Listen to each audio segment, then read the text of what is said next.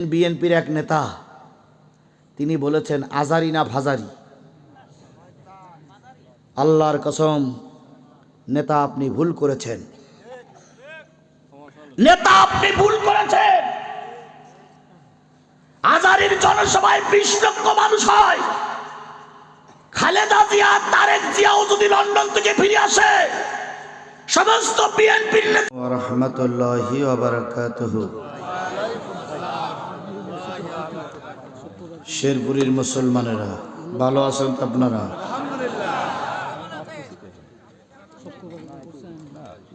এখন সবাই তো ভালো আছে, এখন তো কেউ খারাপে নাই আছে। গত বছর এখানে আসছিলাম পালিয়ে পালিয়ে, আজকে আসছি ওপেনলি খোলা। তাহলে সবাই ভালো আছে না? আমিও ভালো আছি আলহামদুলিল্লাহ, সুম্মা আলহামদুলিল্লাহ, সুম্মা আলহামদুলিল্লাহ। নাহমাদুহু ওয়া নাস্তাঈনুহু ওয়া নাস্তাগফিরুহু ওয়া নাউযু বিল্লাহি মিন শুরুরি আনফুসিনা ওয়া মিন সাইয়্যাতি আ'মালিনা।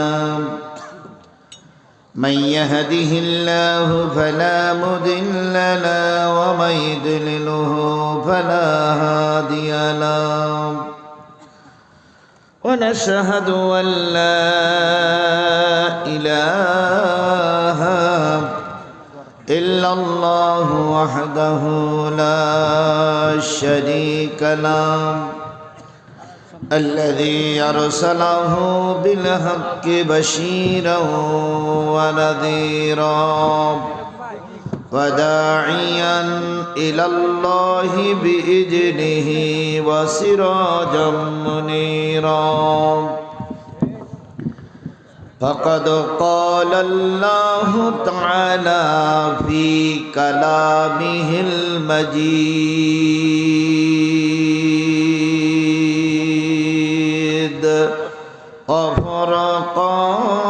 وفرقانه الحميد.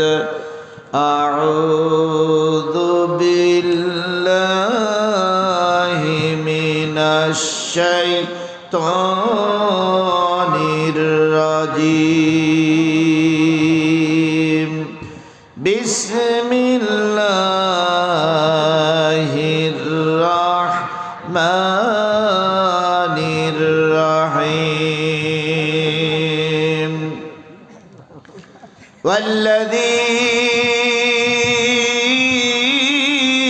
أوحينا إليك من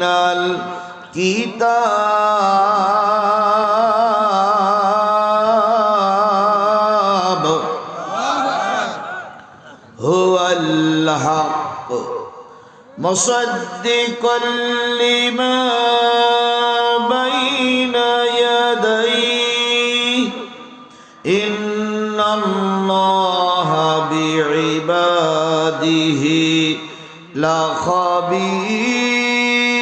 لخبير بصير.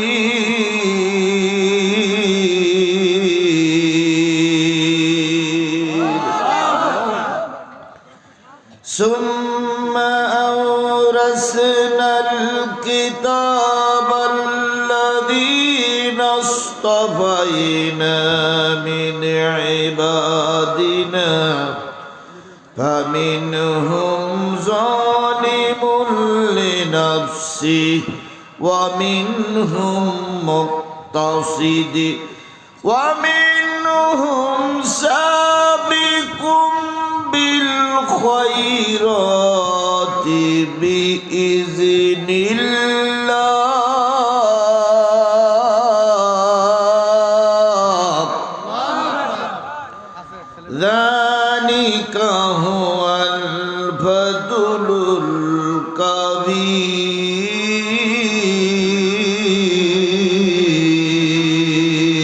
الكبير.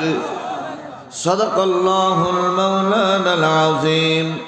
إن الله وملائكته يصلون على النبي يا أيها الذين آمنوا صلوا عليه وسلموا تسليما اللهم صل على محمد وعلى آل محمد كما صليت على إبراهيم وعلى آل إبراهيم إنك حميد مجيد اللهم بارك على محمد وعلى آل محمد كما باركت على إبراهيم وعلى آل إبراهيم إنك حميد مجيد لا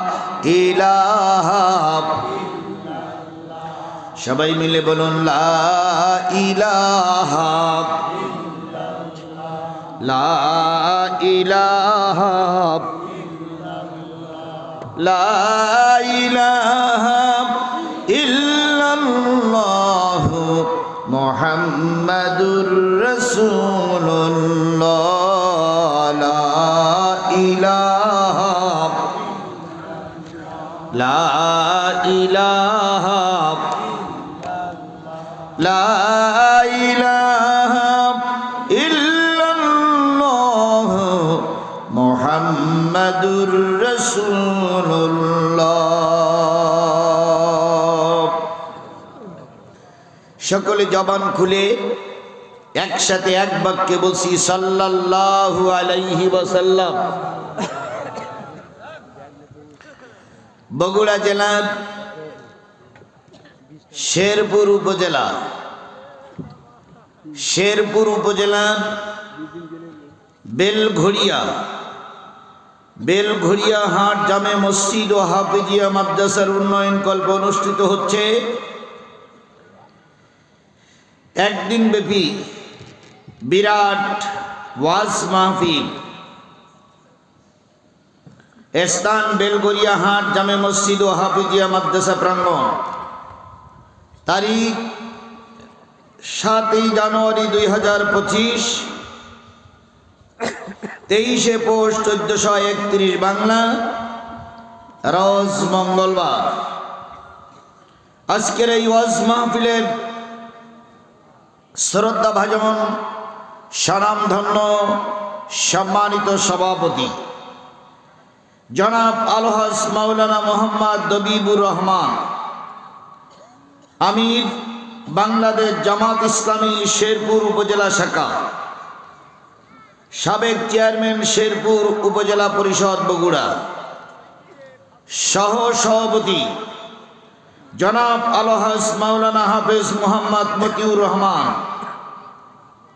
হাফেজ মাওলানা মোহাম্মদ ইসমাইল হোসেন, সম্মানিত ভাই পরিচালক, আজকের মাহফিলের সম্মানিত প্রধান অতিথি আলহাজ মোহাম্মদ জানে আলম খোকা, সাবেক উপদেষ্টা বগুড়া জেলা বিএনপি ও সাবেক মেয়র শেরপুর পৌরসভা বগুড়া, প্রধান মেহমান আলহাজ মোহাম্মদ শাহ আলম পান্না, চেয়ারম্যান 1 নম্বর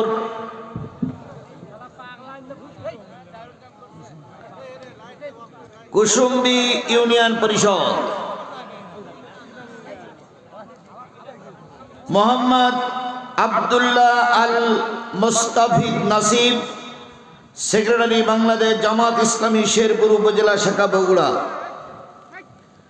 বিশেষ অতিথি, আমন্ত্রিত অতিথি, সম্মানিত অতিথি। আলোচনা করেছেন মাওলানা মোহাম্মদ মুস্তাফিজুর রহমান শেরপুরি, মাওলানা মোহাম্মদ আল ফারুক আনসারী সহ গর্বিত মায়ের গর্বিত সন্তান শ্রদ্ধেয় ওলামায়ে হযরত। শেরপুর উপজেলার বিভিন্ন কুঠিরি থেকে আগত দিনদার পরেশগার মুত্তাকি মুসলমান ভাই ও বন্ধুগণ, পদ্মায় অবস্থানরতা শ্রদ্ধাশীলা মা ও বোনেরা, সকলকে নিয়ে আবারও সালাম বিনিময় করছি। সালামের জবাবটা সবাই মিলে জোরে সরে দিবেন। আসসালামু আলাইকুম ওয়া রাহমাতুল্লাহি ওয়া বারাকাতুহু। আল্লাহ পাকের দরবারে লক্ষ কোটি শুকরিয়া, যিনি আপনাকে আমাকে কোরআনের মাহফিলে কবুল করেছেন। কিসের মাহফিলে কবুল করেছেন? সবাই মিলে বলুন, কিসের মাহফিলে কবুল করেছেন? আল্লাহ পাক সব মানুষকে সব জায়গায় কবুল করে না। কাউকে আল্লাহ যাত্রা গানে কবুল করে, কাউকে আল্লাহ সিনেমা হলে কবুল করে, কাউকে আল্লাহ পুতুল নাচে কবুল করে, কাউকে আল্লাহ পয়লা বৈশাখে কবুল করে, কাউকে আল্লাহ বাদামের দোকানে কবুল করে, আর কাউকে আল্লাহ কোরআনের মাহফিলে কবুল করে। কথা বলেন ঠিক না বেঠিক? এই মাহফিলের জন্য মাইকিং হয়নি, পোস্টারিং হয়নি, তারপরে মানুষের কাছে দাওয়াত পৌঁছানো হয়নি। সবাই জানে এখানে একটা বাৎসরিক মাহফিল হচ্ছে, কিন্তু দেখেন অগণিত মানুষের ভিতর থেকে আল্লাহ পাক আপনাকে আমাকে কবুল করেছেন। বাজারে যে লোকগুলো আছে, এই লোকগুলো মুসলমান না অমুসলিম? কথা বলবেন স্পষ্ট বাগের মতন। এই লোকগুলো মুসলমান না অমুসলিম? এই মুসলমানেরা কোরআনের মাহফিল রেখে বাজারে ঘুরে বেড়াচ্ছে। আল্লাহই ভালো জানে এরা কোন জাতের মুসলমান। তাহলে সকল মুসলমানদের ভিতর থেকে সাট কাট করে বাছাই করে আপনাকে আমাকে কিসের ময়দানে কবুল করেছেন? যে আল্লাহ পাক আপনাকে আমাকে সুস্থ রেখে কোরআনের ময়দানে কবুল করলেন, সে আল্লাহর দরবারে শুকর গুজার হচ্ছি। সবাই মিলে বলছি আলহামদুলিল্লাহ। আরেকটু জোরে বলুন তো আলহামদুলিল্লাহ। আল্লাহ বলতেছেন সাব্বাহা লিল্লাহি মা ফিস সামাওয়াতি ওয়া মা ফিল আরদ ওয়া হুয়াল আজিজুল হাকীম।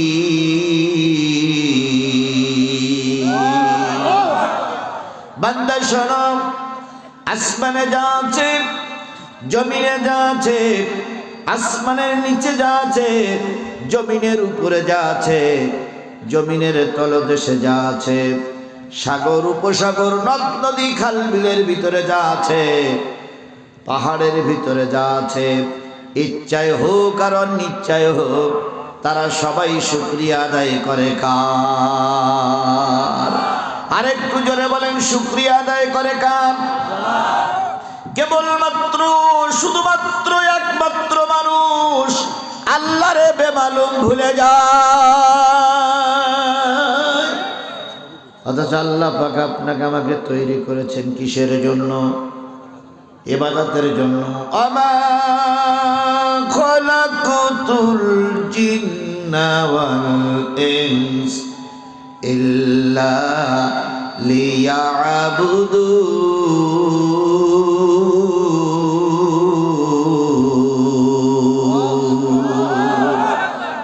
আমি মানুষ আর জিনকে তৈরি করেছি শুধুমাত্র কেবলমাত্র একমাত্র কার গোলামি করার জন্য। তাহলে আমরা গোলামি করব কার? বলুন তো আসলে প্রকৃতপক্ষে আমরা কি আল্লাহর গোলামি করি? কার গোলামি করি?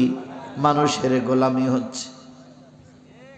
যে কায়দায় হোক, শেরপুরের এমপি আপনি, যেভাবেই হোক ক্ষমতায় গেছেন, তাই সে যে কায়দায় হোক, যখন জাতীয় সংসদে ফ্লোর পাইলেন প্রথম অধিবেশনে 20 মিনিট, তখন সর্বপ্রথম আপনার মুখ দিয়ে উচ্চারণ হওয়ার দরকার ছিল যে আল্লাহ পাক শেরপুরের মানুষের থেকে আমাদের বের করে, আমাকে বের করে এমপি বানিয়েছেন, সেই আল্লাহর শুকরিয়া আদায় করছি আলহামদুলিল্লাহ।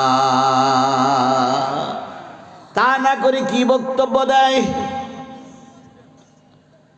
মাননীয় স্পিকার, আপনাকে ধন্যবাদ, আপনি আমাকে ফলক দিয়েছেন, ধন্যবাদ জানাচ্ছি। স্মরণ করছি সর্বকালের সর্বশ্রেষ্ঠ মহামানব, 1000 বছরের শ্রেষ্ঠ বাঙালি, জাতির পিতা মরহুম মুজিবুর রহমানকে। স্মরণ করছি দেশনেত্রী, মানবতার কন্যা শেখ হাসিনাকে। তারপরে স্মরণ করছি শেরপুরের মাটি ও মানুষদেরকে। এইভাবে করতে করতে 20টা মিনিট চলে গেল। একটা বারের জন্য আল্লাহ এবং তার রসুলের নাম মুখে উচ্চারিত হয়নি। শেরপুরীর মুসলমানরা কথাটা একটু বাড়াই বললাম না ঠিক বললাম? আল্লাহ কয় বান্দা তোরে তৈরি করলাম আমি, তোরে সৃষ্টি করলাম আমি, তোরে সুস্থ রাখলাম আমি, তোর সুন্দর চেহারা দিলাম আমি, তোর মান ইজ্জত দিলাম আমি, তোরে সৃষ্টি করে সুস্থ রেখে জনগণের কাছে তোর প্রিয় বানালাম আমি। আর আমার মুখ, তোর মুখ দিয়ে আমার নাম উচ্চারণ হলো না। আজকে যারা পড়াচ্ছে তোর ফুলের মালা, কয়দিন পরে ওরাই পড়াবে তোর গলায় জুতোর মালা।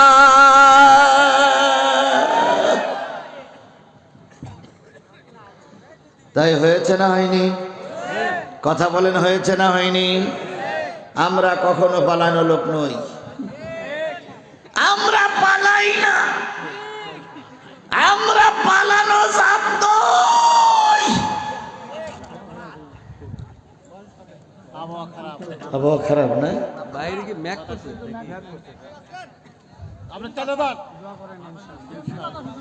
আল্লাহ হেফাজত করুক।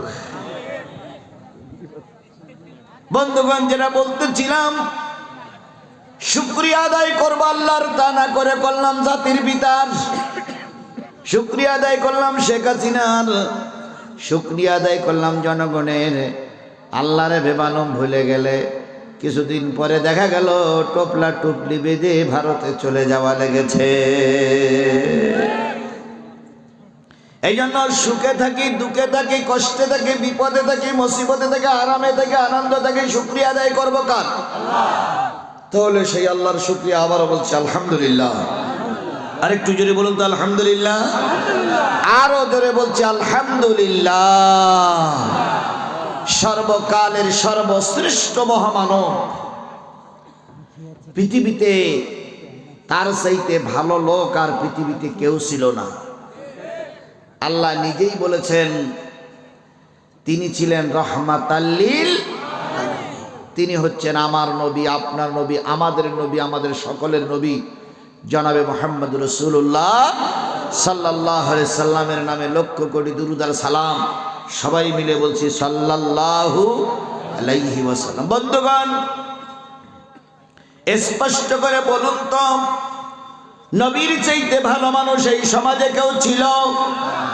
নবীর চাইতে ভালো মানুষ এই সমাজে কেউ আছে?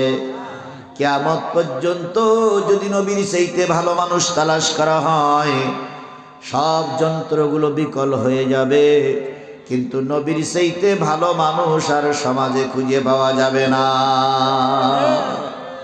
পৃথিবীর অনেকগুলো দেশের অনেকগুলো রাষ্ট্রনায়ক হয়, কোন রাষ্ট্রনায়কের চিন্তা ভাবনা থাকে ক্ষমতায় গেলেই পার্শ্ববর্তী দেশটা দখল করে নেব, থাকে না এরকম? জানে ক্ষমতায় গেলে পাশের দেশ কি করব? দখল করবো, ওরা যেন শান্তিতে না থাকতে পারে, ওদের দেশ দখল করবো। যেমন আমাদের পাশে একটা দেশ আছে, ওনারা নিজেই প্রায় বলে বাংলাদেশের চট্টগ্রাম আর দিনাজপুর দখল করে নেব। তাহলে মানুষের টার্গেট থাকে দেশ দখল করার। এবার বলুন তো, শেরপুরীর মুসলমানেরা, যদি ভারত আমাদের দেশ দখল করতে আসে, আমরা কি চুপ করে বসে থাকবো? কথা বলেন, চুপ করে বসে থাকবো? জানি আমাদের মারণাস্ত্র নেই, জানি আমাদের ক্ষেপণাস্ত্র নেই, কিন্তু ভারত জেনে রাখো, তোমার আছে মারণাস্ত্র আর আমার আছে দেল ভরা ঈমান। কি আছে? 313 জন লোক নিয়ে বদরের যুদ্ধে মুজাহিদরা কি বলে জিহাদ করেছিলেন। পক্ষান্তরে বিশ্ব কাফেরেরা একজোট ছিল। কাফেরেরা হেরে গেল না মুসলমানরা হেরে গেল? আফগানিস্তান বলে একটা মুসলিম দেশ, সব মিলে 4.5 কোটি 5 কোটি মানুষ, বিশ্ব মোড়লদেরকে কুপকাত করে তারা মেরুদণ্ড সোজা করে দাঁড়িয়ে আছে। কারণ রাশিয়ার মারণাস্ত্র ছিল, লন্ডনের মারণাস্ত্র ছিল, আমেরিকার মারণাস্ত্র ছিল, কিন্তু 3টে দেশের কারোর মনে ঈমান ছিল না। আফগানের ঈমান ছিল, তাই ঈমানদারেরা টিকে আছে। কথা বলেন, কথা বলেন, কথা বলেন। ঈমানের চাইতে বড় সম্পদ, দামি সম্পদ আর পৃথিবীতে কিচ্ছু নাই। ভারত, তুমি যদি আমাদের দেশ দখল করতে আসো, আমাদের এক পাশে আছে পাকিস্তান, আর এক পাশে আছে আফগানিস্তান, আর ভারত তোমার ভিতরে আছে জম্মু কাশ্মীর, আর আমরা এই পাশে আছি বাংলাদেশ। যদি সবাই মিলে একসঙ্গে নারাই তাকবীর স্লোগান দেই আর বাঁশের লাঠি এক কান করে যদি হাতে নেই, ভারতের মোদি দাদা ধুতির গিরে দেওয়ার সময় পাবা না। কারে ভাই দেখাও, মুসলমানরা মরলে শহীদ, বাঁচলে গাজী, আর হিন্দুরা মরলে পিনারে জাহান্নাম। সুতরাং আমরা মরলে হয় জান্নাত, আর বেশি গেলে গাজী। কথা বলেন ঠিক না বেঠিক? সুতরাং কারোর টার্গেট থেকে দেশ দখল করার। এবার আসুন, কেউ কেউ ক্ষমতায় গিয়ে ক্ষমতার চেয়ারেই বসে বলে ভাত দিয়ে মারবো, পানিতে মারবো, তারপরে বলে চুপাইয়ে চুপাইয়ে মারবো। অথচ উনিও জানে না যে দুপুরবেলার বিরিয়ানি ভাত ওনার কপালে আছে না নাই। ময়দানে যখন মানুষ মারা হচ্ছে, উনি ফোন দিচ্ছে পুলিশের হেড অফ দ্য ডিপার্টমেন্ট, পুলিশের কাছে বলতেছে কি খবর? কয় স্যার ম্যাডাম প্রায় পরিষ্কার। আবার এদিকে বলতেছে রান্নার কি খবর? কয় ম্যাডাম কেবল শুরু করিস। পুলিশের হেডকে বলতেছে, আইজিকে বলতেছে, ডিআইজিকে বলতেছে মেরি আসো একসঙ্গে বসে বিরিয়ানি খাবো। কিছুক্ষণের ভিতরে সেনাবাহিনীর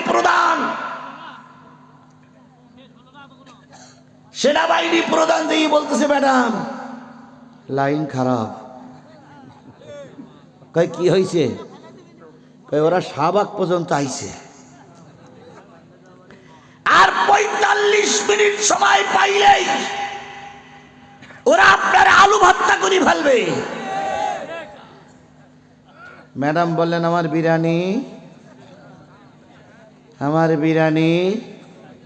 বাবুসি বললেন আর মনে হয় কপালে জুটল না। কার খেলা? এই মুসলমান জোরে বলুন তো কার খেলা? আরো জোরে বলতে হবে খেলা কার? তাহলে কেউ দেশ দখল করতে চায়, কেউ ক্ষমতাকে ধরে রাখতে চায়। এবার আসুন আমার নবীর পেলায় যায়। আমার নবী এসেছিলেন গোটা পৃথিবীর হিন্দু, মুসলিম, খ্রিস্টান, বৌদ্ধ, জৈন, পাদ্রী সকলের মুক্তির জন্য এসেছিলেন আমার নবী। নবী পৃথিবীতে এসেছিলেন কতই রবিউল আউয়াল। এই মুসলমান কথা বলবেন, আপনারা কি শীতে আড়ষ্ট লেগে গেছে নাকি আপনাদের? সামান্য একটু বাতাস উঠলে মুসলমান যদি দুর্বল হয়ে যায়, তা ভারত যখন গুলি করবে তখন তো একটারও পাওয়া যাবে না। এর মধ্যে আপনারা কাট। যদি বৃষ্টি আসে, যদি বর্ষা আসে, অনেকদিন বর্ষা হয় না, যদি বর্ষা আসে, এখানে কারোর কোনো হাত আছে? গুলি করে কি বর্ষা বন্ধ করা যাবে? হ্যাঁ, শেখ হাসিনা থাকবে হয়তো বন্ধ হইতো, কারণ শেখ হাসিনা রহমাতুল্লাহ আলাইহি ওনারা প্রায় বলতেন যে আমরা ঝড়ের সঙ্গে মোকাবেলা করব, আমরা করোনার সঙ্গে মোকাবেলা করতে পারি, কিন্তু এখন ওনার বাহিনীও নাই, ওনারাও নাই। ঝড় বৃষ্টি যদি আসে আমরা আল্লাহর উপরে তাওয়াক্কুল করি, যদি এসে যায় আপনিও চলে যাবেন, আমিও চলে যাব। কথা বলেন ঠিক না বেঠিক? ততটুক সময় অন্তত বাঘের বাচ্চার মতন, বীর পুরুষের মতন বসি। আল্লাহ আমাদের কবুল করুক। আর আল্লাহর কাছে দোয়া করি, আল্লাহ তুমি বৃষ্টি দাও, আমাদের দুঃখ নেই, কারণ তোমার পরে আমাদের হাত নেই, তোমার পরে আমরা হাত দেব না। তবে এই কর্তৃপক্ষ একটা মাদ্রাসার জন্য অনেক কষ্ট করে মাহফিলটা দিয়েছে। যদি তোমার একটু দয়া হয়, যদি তোমার একটু করুণা হয়, আধা ঘন্টা 40 মিনিট তোমার করুণার ছায়াতলে আমাদেরকে রেখে মাহফিলটা সুষ্ঠু হয়ে পরিচালনা করার তৌফিক দান করো। আল্লাহ তুমি আমাদের এতটুকু সময় দান করো, তোমার হাতের পরে, তোমার ক্ষমতার পরে আমাদের কোনো কিছু করার নাই। তুমি যদি এখনই বৃষ্টি দাও, আমাদের কিছু ঠেকানোর মতো লাইন নাই। তবে একটা দিনই প্রতিষ্ঠানের খাতিরে যদি একটু সময় আল্লাহ তুমি দাও, তাহলে আমরা তোমার কৃতজ্ঞতা প্রকাশ করবো। না দিলেও কৃতজ্ঞতা প্রকাশ করবো, দিলেও কৃতজ্ঞতা প্রকাশ করবো। কথা বলেন ঠিক না বেঠিক? তাহলে কৃতজ্ঞতা প্রকাশ করার জন্য যখনই বলতেছি আল্লাহ তুমি রহমত করো, তখনই একদল লোক মনে করতেছে ঝড় বৃষ্টির জন্য যখন হুজুর দোয়া করিছে তখন আমরা আবার বাদামের দোকানে যাই। এইগুলোর কারণেই আল্লাহর গজব নাজিল হয়। আজকের এই মাহফিলে বাদামের লোক, চার দোকানের লোকগুলো সব যদি আসতো, তাহলে এখানে কোনো জায়গায় জায়গা থাকতো? জোরে বলেন জায়গা থাকতো। কিন্তু ঝড় বৃষ্টির প্রাদুর্ভাব লক্ষ্য করার পরেও কিছু মুনাফিকরা ওই বাদামের দোকানে এখনো ঘুরে বেড়াচ্ছে। যদি গজব আসে তাই এদের জন্যই আসবে। এই জন্য যারা বাদামের দোকানে আছেন, চার দোকানে আছেন, দয়া করে অল্প সময় এসে বসুন। আল্লাহ আমাদের কবুল করুক। খুব বেশি সময় আপনাদের কষ্ট দেব না, দয়া করে ওঠাচলা করবেন না। আমি জানি কিছু কিছু মুরব্বী লোক একটু আড়ষ্ট হতে পারে, এই জন্য চলে যাচ্ছে। আমিও যাব বাবা, একটু দয়া করে বসি। আপনাদের বাড়ি এলাকায় আর আমার বাড়ি দূরে, সুতরাং আমরা কেউ না যাই, তারপরেও দুই একজন উঠতেছে। আল্লাহ আমাদের কবুল করুক। নবীজি এসেছিলেন কতই রবিউল আউয়াল? আরো জোরে বলেন। রাতে না দিনে, রাতও নয় দিনও নয়। নবী যখন পৃথিবীতে এসেছিলেন তখন রাত শেষ হয়ে যায়নি, পূর্ব দিগন্ত থেকে এখনো সূর্য মাথা উঁচু করিনি। তাহলে বোঝা গেল রাতও নয় দিনও নয়। নবীজির মা আমেনা বলেছেন, নবীজিকে পেটে নিয়ে আমি যখন ঘরে শুয়ে থাকতাম, মাঝরাত্রিতে ঘুম ভেঙে যেত। ঘুম থেকে জেগে দেখতাম আমার মাথার উপরে চাঁদ আর তারা খেলা করছে। নবীজি ঘরে শুয়ে শুয়ে কি দেখতেন? চাঁদ আর তারা। তাহলে বোঝা গেল নবী যে ঘরের ভিতরে শুয়েছিলেন সেই ঘরে কি ছিল না? ছাদ ছিল না, ছাউনি ছিল না। ছাদ ছাড়া ছাউনি ছাড়া একটা ঘরে আল্লাহ নবী আসলেন। তিনি হলেন বিশ্ব নবী জনাবে মুহাম্মদুর রাসূলুল্লাহ সাল্লাল্লাহু আলাইহি ওয়াসাল্লাম। হযরত আমেনা বর্ণনা করেছেন, আমি নবীকে ঘরে নিয়ে পেটে নিয়ে শুয়ে আছি। এরকম উত্তর দিগন্ত থেকে বাতাস এসেছে, উত্তর পাশের বেড়াগুলো ভেঙে গেছে। দক্ষিণ পাশ থেকে বাতাস এসেছে, দক্ষিণ পাশের বেড়াগুলো ভেঙে গেছে। তাহলে বোঝা গেল নবী যে ঘরে জন্ম নিয়েছিলেন সেই ঘরের বেড়াগুলো কি ছিল না? মজবুত ছিল না। এমন একটা ঘরে 12ই রবিউল আউয়াল আল্লাহর নবীকে আল্লাহ পাঠালেন। যখন পাঠালেন তখন ঘরে লণ্ঠন জ্বালানোর মতন তেলও ছিল না। তাহলে বোঝা গেল ছাদ না থাকলে, বেড়া না থাকলে, তেল জ্বালানোর ব্যবস্থা যদি না থাকে, আল্লাহ পাক তার নবীকে ঠিক পৃথিবীতে পাঠাবেন, কারোর বাধা দেওয়ার ক্ষমতা নাই।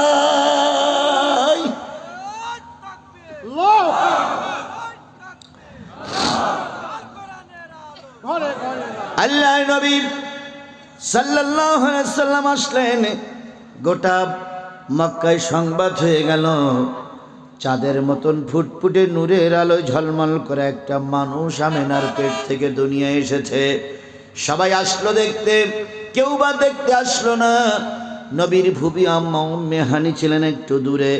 তিনি এসে দেখে ঘরটা অন্ধকার। ভুবি আম্মা জিজ্ঞেস করলেন, ভাবি যান, এমন একটা চাঁদের মতন ফুটফুটে সন্তান দুনিয়া আসলো, ঘরটা অন্ধকার কেন?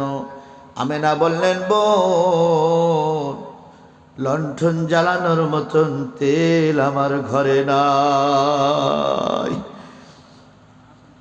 উম্মে হানি বলেন, আমি নবীর মুখের থেকে কাপড়টা সরাই দিলাম। নবীর চেহারাটা এত উজ্জ্বল ছিল যে নবীর চেহারার আলোয় গোটা অন্ধকার ঘরটা আলোয় ঝলমল করে উঠেছে। উম্মে হানি বলেন, আমি নবীকে বুকের ভিতরে জড়াই ধরে দুই গালে দুটো চুমো দিয়ে দেখলাম ছোট্ট বালক নবীর মুখটা বিড় বিড় বিড় বিড় করে নড়তেছে।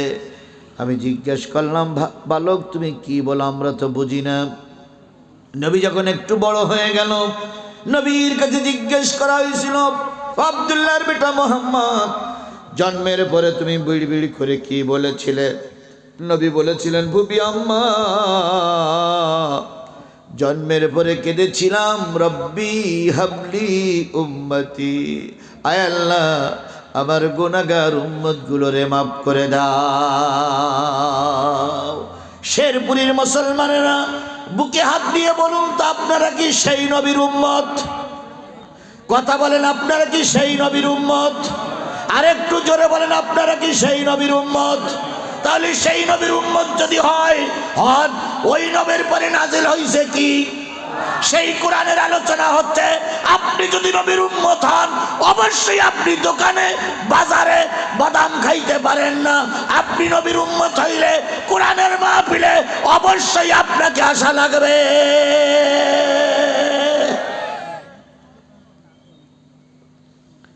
নবীজি একটু বড় হয়ে গেলেন, নবুয়াত পাইলেন, কালেমার দাওয়াত দেওয়া যখন শুরু করলেন, কাফের মুশরিকেরা এরা ভালোভাবে নিতে পারি নাই। চলে গেলেন তায়েফের ময়দানে। তায়েফের যুবকেরা রসুলকে মানল। রসুল রক্তাক্ত হয়ে ভুটে পড়ে গেলেন। তায়েফের যুবকেরা পাথর দিয়ে স্তূপ তৈরি করে ওই পাথরের উপরে নাড়ানাড়ি করতেছিলেন, লাফালাফি করতেছিলেন, আর বলছিলেন, কুতিলা মোহাম্মদ, কুতিলা মোহাম্মদ, কুতিলা মোহাম্মদ, মোহাম্মদ মারা গেছে, মোহাম্মদ মারা গেছে। সবাই চলে গেল। জায়েদ একটু দূরে ছিলেন। জায়েদ কিছুক্ষণ পরে এসে পাথরগুলো সরালো। নবীকে যখন আবিষ্কার করলেন, আবিষ্কার করার পরে দেখলেন নবীজির সমস্ত শরীরে আঘাতের চিহ্ন, রক্তে লাল হয়ে গেছে, সোনার মানুষটা লাল হয়ে গেছে। আস্তে করে কাঁধের পরে মাথাটা রেখে জায়েদ যখন সেবা শুশ্রূষা করছিলেন, কিছুক্ষণের পরে নবী চোখ মেলে তাকালেন। তাকাই বললেন, জায়েদ, যুবকেরা চলে গেছে না এখনো আছে? ইয়া রাসূলুল্লাহ, যুবকেরা সব চলে গেছে। নবীজি বললেন, জায়েদ, একক তো সালাত মনে হয় নষ্ট হয়ে যাচ্ছে, উজুর পানি দাও। নবীজি উজু করলেন, সালাত আদায় করলেন।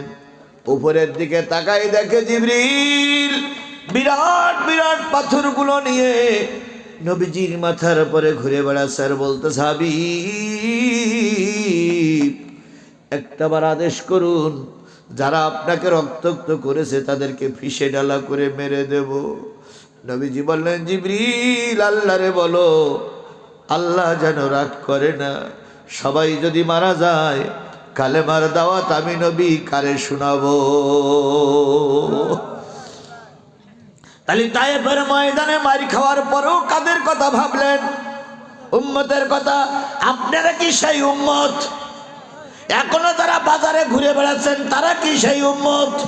তাহলে সেই উম্মত যদি হই, নবীর কোরআনের আলোচনা হবে আর আপনি বাড়ি বসে থাকবেন, এটা উম্মতের পরিচয় হতে পারে না। নবীর মৃত্যুর সময় ওদেরও ক্ষতি হয়ে যাচ্ছে, বাতাসে সব উড়ে যাচ্ছে। তো দেখি, বসুন সবাই চুপচাপ। একান্তই যদি অরাজকতা হয় আমরা সবাই একসঙ্গে যাবো ইনশাল্লাহ। কি রাজি আছি না সবাই? নবীজির মৃত্যুর সময় সকলের কাছ থেকে বিদায় নিলেন। বিদায় নেওয়ার পর জিবরিলকে বিদায় দিলেন। জিবরিল চলে গেলেন বিদায়ী সালাম দিয়ে। মালিকুল মউত আজরাইল আলাইহিস সালাম এসে নবীর পাশে বসলেন। কুশলাদি বিনিময়ের পরে নবীর বুকের পরে যখন হাতখানা রাখলেন, নবীজি হাতখানা ধরে বলতেছে, মালিকুল মউত আজরাইল, মনে হচ্ছে গোটা বিশ্বের সব পাথরগুলো তুমি আমার বুকের পরে চাপাইয়ে দিয়েছ। এত শক্ত, এত ভার আমার উম্মতেরা সহ্য করতে পারবে না।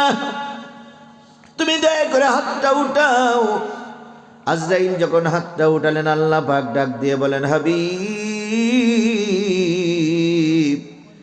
বিদায়ের সময় হয়েছে, চলে এসো। তোমার উম্মতের দায়িত্ব আমি আল্লাহ নিজে হাতে নিয়ে নিলাম। আল্লাহ আল্লাহ বলিতে বলিতে নবীর জীবন শেষ হয়ে যায়।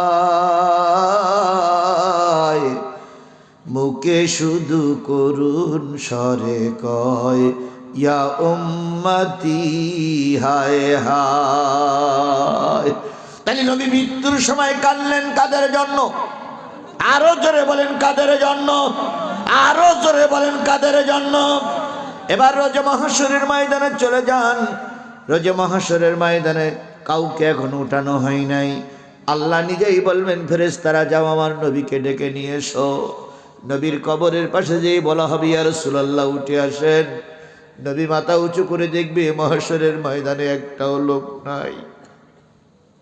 আল্লাহ কাজী হয়ে বসে আছেন, নবীজি আবার কবরের ভিতরে শুয়ে পড়বেন। ফেরেশতারা বলবো ওঠেন না কেন? কয় উঠবো না, আমার গুনাহগার উম্মত গুলোরে জাহান্নামে দিয়ে আল্লাহ পাক আমাকে শেষে ডেকেছে, রোজ মহাশরের ময়দানে কেমন করে যাব? আল্লাহ নিজেই বলবেন, হাবিব বদরে মার খেয়েছো, ওহুদে মার খেয়েছো, তায়েফে রক্ত দিয়েছো, জন্মের পর থেকে মৃত্যু পর্যন্ত কেঁদেছো, কবরে কেঁদেছো, এখন রোজে মহাশরের ময়দানে তোমার কাদা লাগবে না। তুমি আমার পাশে এসে বসো নবী, যার জন্য সুপারিশ করবে আমি আল্লাহ পাক তারে মাফ করে জান্নাতে দিয়ে দেব। তাহলে নবীর সুপারিশ করবে আমরা জান্নাতে যেতে চাই কি চাই না? আরেকটু জোরে বলেন, চাই কি চাই না? তাহলে তাই যদি চাই, নবীর পরে নাজিল হলো কোরআন, সেই কোরআনের আলোচনা চলছে। এখন যদি আপনি কোরআনের মাহফিলে না আসেন, কিয়ামতের দিন রাসূলের উম্মত বলে পরিচয় দেওয়া যাবে।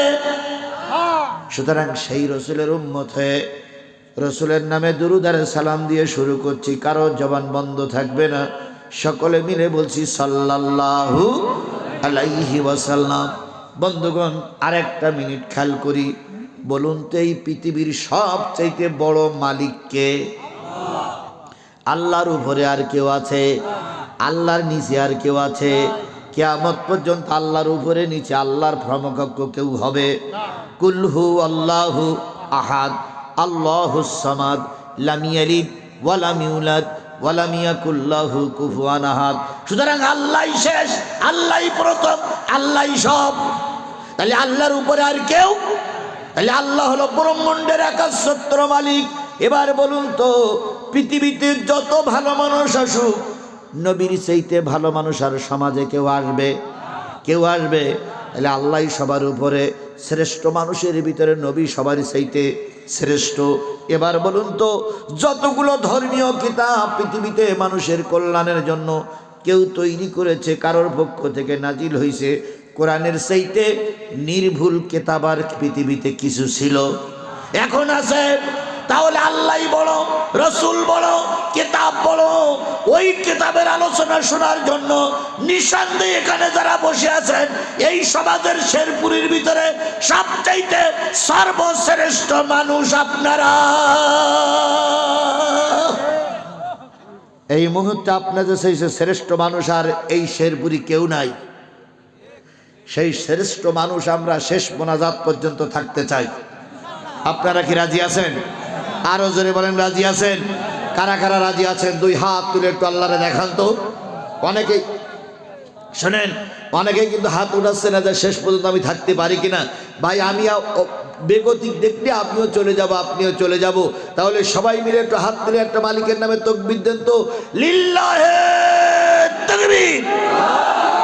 আরো জোরে লিল্লাহে তাকবীর। আল কোরআনের আলো, তোমার নেতা আমার নেতা, দুনিয়ার মুসলিম, লিল্লাহে তাকবীর। আমি আসার পরে দুইজন নেতা, ডাইন পাশের নেতা জামাত, বাম পাশের নেতা বিএনপি, দুই নেতা বক্তৃতা করেছে, আমি শুনেছি। দুই নেতার বক্তৃতার পরেই উপরেই আমি সূরা ফাতিরের 3টা আয়াত তেলাওয়াত করেছি। দুই নেতার বক্তব্যকে সমর্থন জানিয়ে আমাদের কথা হবে ইনশাআল্লাহ, ইনশাআল্লাহ। সেই কথাগুলো যতক্ষণ শেষ না হয় ততক্ষণ আমরা চলে যাব না। আপনারা কি রাজি? রাজি থাকলেন তো থাকলেন, না থাকলেন তো আমার কিছু করার নেই, কারণ আমি জোর করি তারা আপনাদের ধরে বিন্দি রাখতে পারবো না। আল্লাহ আমাদের শেষ পর্যন্ত কবুল করুক। মাঝখানে একটুখানি বলি ভাই, এই যে মাহফিলটা হচ্ছে একটা মাদ্রাসার মাহফিল, তাই না? এই দেখেছেন একটা ছাড়াই গেল যে, এই ছেলেরা খুলে দাও তো এগুলো, তাহলে এগুলো তো এখান থেকে এক ঝলক উঠে গেছে। ওইটা লাগাতে পারো কি? দেখো। আচ্ছা বন্ধুগণ,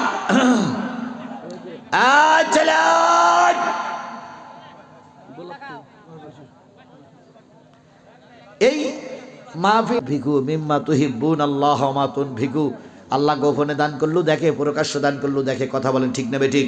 আমার ভাইয়েরা আসুন এবার একটা তাকবীর দিয়ে শুরু করি। লিল্লাহে তাকবীর, আরো জোরে লিল্লাহে তাকবীর। আসুন, এই কোরআন কে নাজিল করেছেন? আরো জোরে বলেন। আল্লাহ পাক এই কোরআন নাজিল করেছেন। ইন্না আনজালনাহু ফি লাইলাতিল কদর, নিশ্চয়ই আমরা কদরের রাত্রিতে কি নাজিল করেছি? কোরআন নাজিল করেছি। তাহলে কোরআন কে নাজিল করলেন? কোরআন যে আল্লাহর কিতাবের ভিতরে কোনো সন্দেহ? আরো জোরে বলেন সন্দেহ? সেই কোরআনের সূরা ফতিরের 3টা আয়াত আমি আপনাদের সামনে তেলাওয়াত করেছি। তেলাওয়াতকৃত আয়াতের উপরে ভিত্তি করে কথা হবে ইনশাআল্লাহুল আজিজ। আল্লাহ পাক আপনাকে আমাকে কবুল করুক। আসুন, আল্লাহ বলতেছেন, আল্লাযী আওহাইনা ইলাইকা মিনাল কিতাব।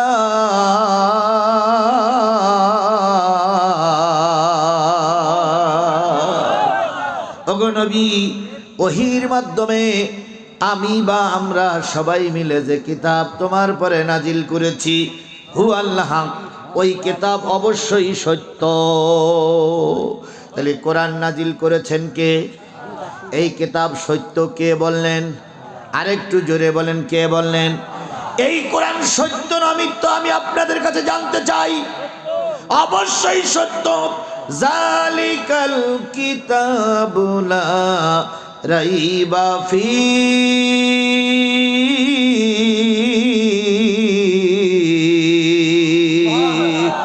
এই সেই কিতাব যে কিতাবের ভিতরে কোনো সন্দেহ নাই। তাহলে এই কিতাব নাজিল হলো মানুষের জন্য, হুদাল লিন্নাস, মানুষের জন্য হেদায়েতের কিতাব। এখানে যারা বসে আছেন, সামনে যারা বসে আছেন, এপাশে যারা বসে আছেন, মহিলা অঙ্গনে যারা বসে আছেন, তারা সব মানুষ না অন্য কিছু? সবাই মিলে বলবেন।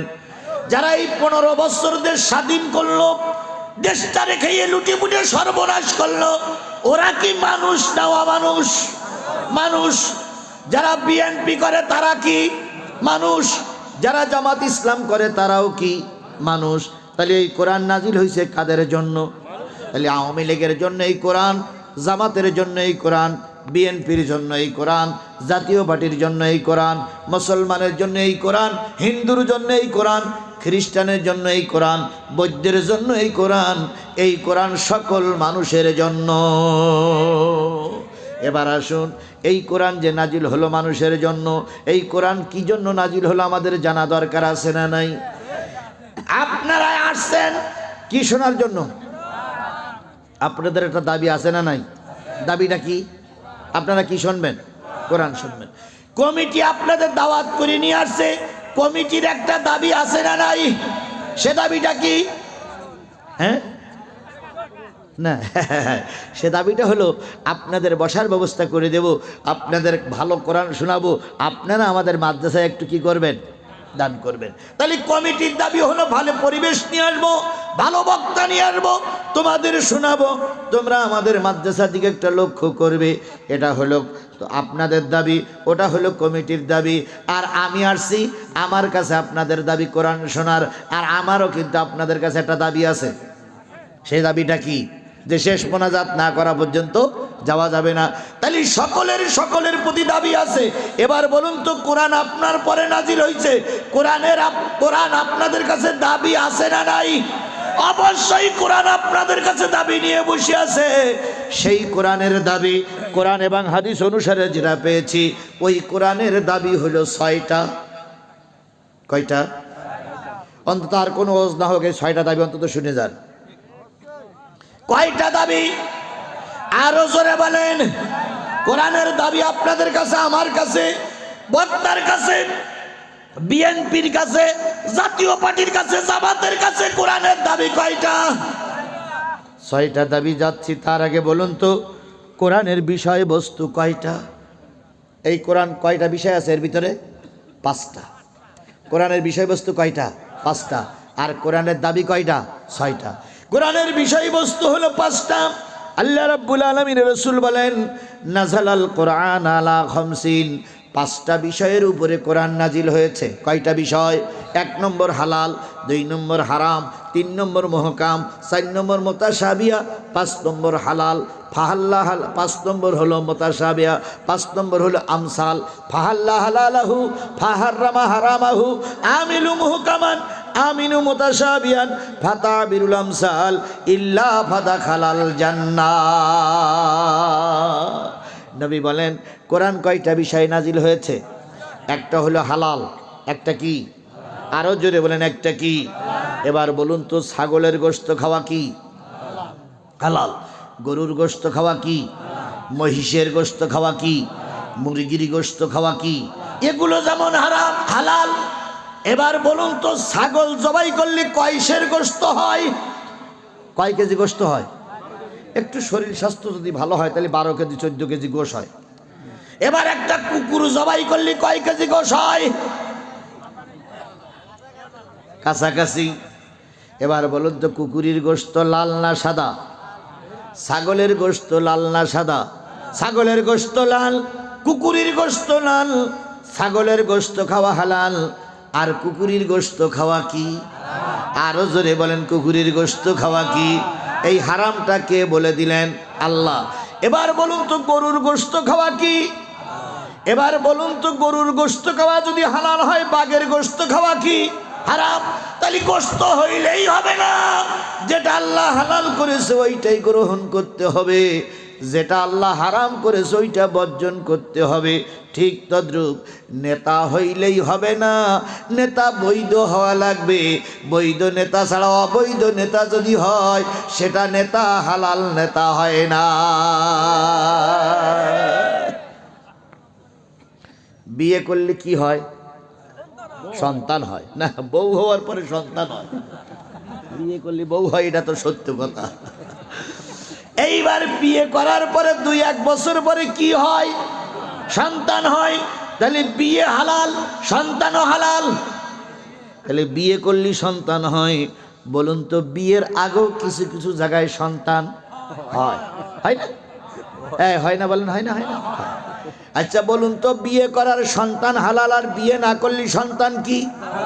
এবার হালাল সন্তানের মুখ দেখতে গেলে প্রথম বাপ মা মেয়ে দেখে, ছেলে দেখে, তারপরে ছেলে মেয়ে দেখে।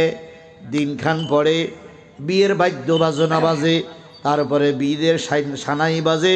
বিভিন্ন কায়দায় গাড়ি ঘোড়া করে যেতে হয় বউ আনতে। বউ আনার পরে 1 মাস 2 মাস 1 বছর 2 বছর দেরি করা লাগে। তারপরে দেখা গেল চাঁদের মতন একটা মেয়ে অথবা ছেলে হয়েছে। ওই ছেলেটা কি ছেলে? হালাল ছেলে, বৈধ ছেলে। তাহলে বিয়ে করতে গেলে এতগুলো পদ্ধতি অবলম্বন করে বউ আনার পরে যে সন্তানটা হয়, সেই সন্তানটা কি সন্তান হয়? এখন যে মেয়ে কোনো পদ্ধতি অবলম্বন করেনি, গোপনে গোপনে সব কিছু করেছে, দিনের কাজ রাতে করেছে, করার পরে কিছুদিন পরে এসে বলল, আব্বা আমি মা হয়ে গেছি, মা আমি মা হয়ে গেছি। বলুন তো, ওই ছেলে, ওই অবৈধ মেয়েটা একটা ছেলে দিল, ওই ছেলেটা যদি কামেল পাশ করে আর আপনাদের এই মসজিদে যদি ইমামতি করতে আসে, আপনারা যদি জিজ্ঞেস করেন, খোকা তোর আব্বার নাম কি? খোকা বলবে, আমার আব্বা বলেছিল, আমার মা বলেছিল, আমার আব্বাকে তো আমার মাও জানে না, আমিও জানি না। বলুন তো, ও যদি কামেল বুজুর্গ ব্যক্তি হয়, আপনারা ইমামতি করতে দেবেন?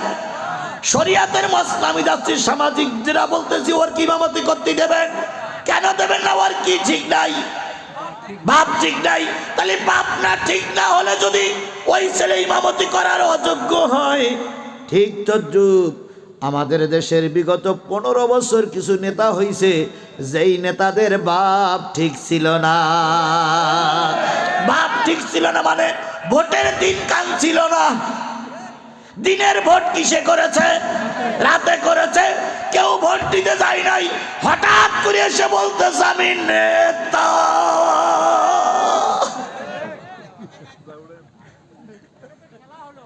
হয়নি? এই কথা বলেন, হয়নি? এখানে হাত তোলেন তো, কারা কারা গত নির্বাচনে ভোট দিতে গেছিলেন? একজনও যায়নি। তাহলে এমপি হলো কি করে? ওই তো এই উত্তর আপনারাই দিয়ে দিচ্ছেন, আমি দেওয়ার আগেই। এটা ছিল অবৈধ এমপি, কথা বলেন ঠিক না ঠিক? বিয়ের আগে মা হইলে যেমন অবৈধ মা হয়, জনগণের ভোট ছাড়া যে নেতা হয় সে নেতা হয় জারজ নেতা, অবৈধ নেতা, অবৈধ নেতা।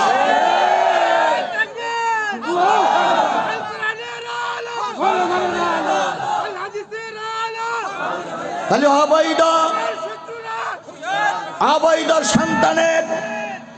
অবৈধ সন্তানের যেমন অধিকার থাকে না মসজিদ ইমামতি করার, অবৈধ সন্তানের যেমন মুখ উঁচু করে দাঁড়ানোর অধিকার থাকে না। তোমরা গত 15 বছর যে অবৈধ নেতারা জন্ম নিয়েছিলে, তোমাদের কোন অধিকার ছিল না আল্লামা সাঈদীর বিচার করার, তোমাদের কোনো অধিকার ছিল না নিজামী সাহেবের বিচার করার, তোমাদের কোনো অধিকার ছিল না খালেদা জিয়ার বিচার করার।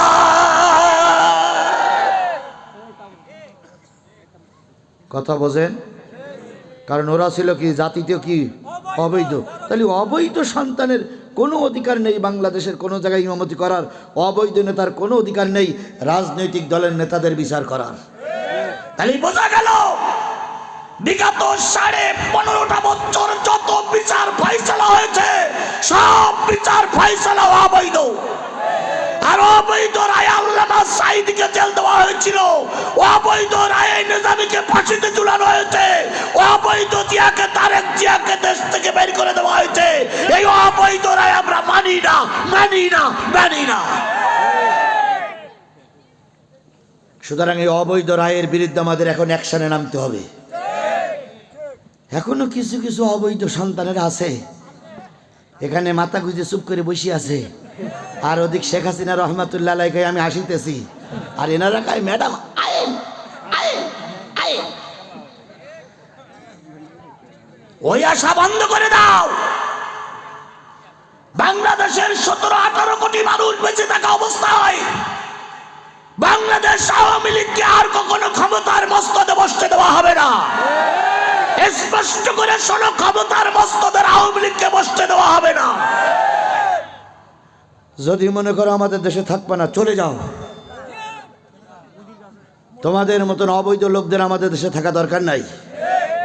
কারণ দেখো না, যার সঙ্গে যার মজেমন কিবা হাড়ি কিবা ডম, মোদির সঙ্গে মন জয় করেছে হাসিনা, যেই তালা দিয়েছে সেই দুলাভাইয়ের কাছে চলে গেছে।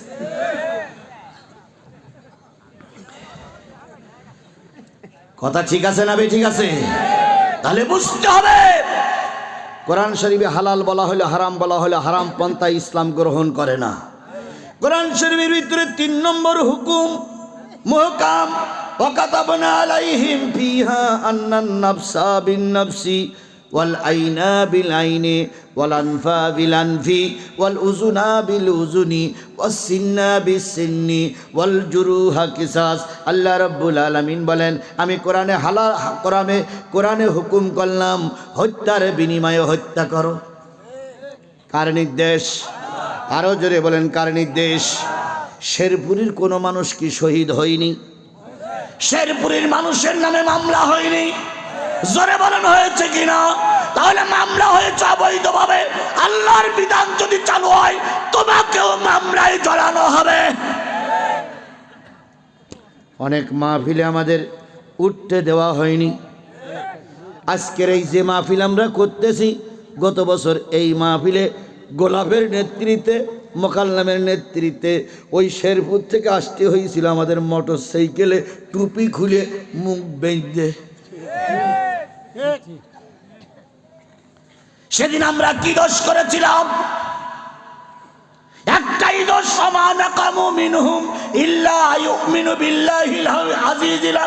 তাদের একটাই দোষ, তারা কার কথা বলে? সেদিন আমাদের গোপনে গোপনে আসতে হয়েছে। পাশে এক মাহফিলে ছিলাম, নেতা বক্তৃতা করতেছে, আমি মঞ্চের ভিতরেই বসা। নেতা বলতেছে, হুজুরির আসলে বলে দেবেন রাজনীতি করা যাবে না। অথচ ওনারাই বলে গেলেন ওনারাই বলে দিলেন দেশের মানব কন্যা, বিভিন্ন উন্নয়নের জোয়ার, এই সেই, আগামীতে যেন উনি সুস্থ থাকে। তোমরা রাজনীতি করলে দোষ হয় না, আর আমরা রাজনীতি করলে দোষ হয় কেন? বিএনপির নেতা দোয়া চাইছিলেন তারেক জিয়ার নামে, দোয়া চাইছে না? খালেদা জিয়ার নামে দোয়া চাইছে। জামাত ইসলামের নেতা তার দলের পক্ষ থেকে দোয়া চাইছে। তাহলে ওনারা অতিথি হয়ে রাজনীতি করতে পারে। আমরা রাজনীতির কথা বললে কিছু লোকের কলজে জ্বলিয়ে পুড়িয়ে ছাই হয়ে যায়। ওনারা কয় হুজুররা আবার রাজনীতি করবে কেন? হুজুররা তো পাকিস্তান চাইছে আর আপনারা দেশের মানুষ। অনেক জায়গায় হুজুরদের উপর অত্যাচার হচ্ছে কি হচ্ছে না? আরো জোরে বলেন, হচ্ছে কি হচ্ছে না? মুখটা সামলাই কথা বলুন, কারণ চিরকাল এই দেশে কেউ থাকতে পারে না।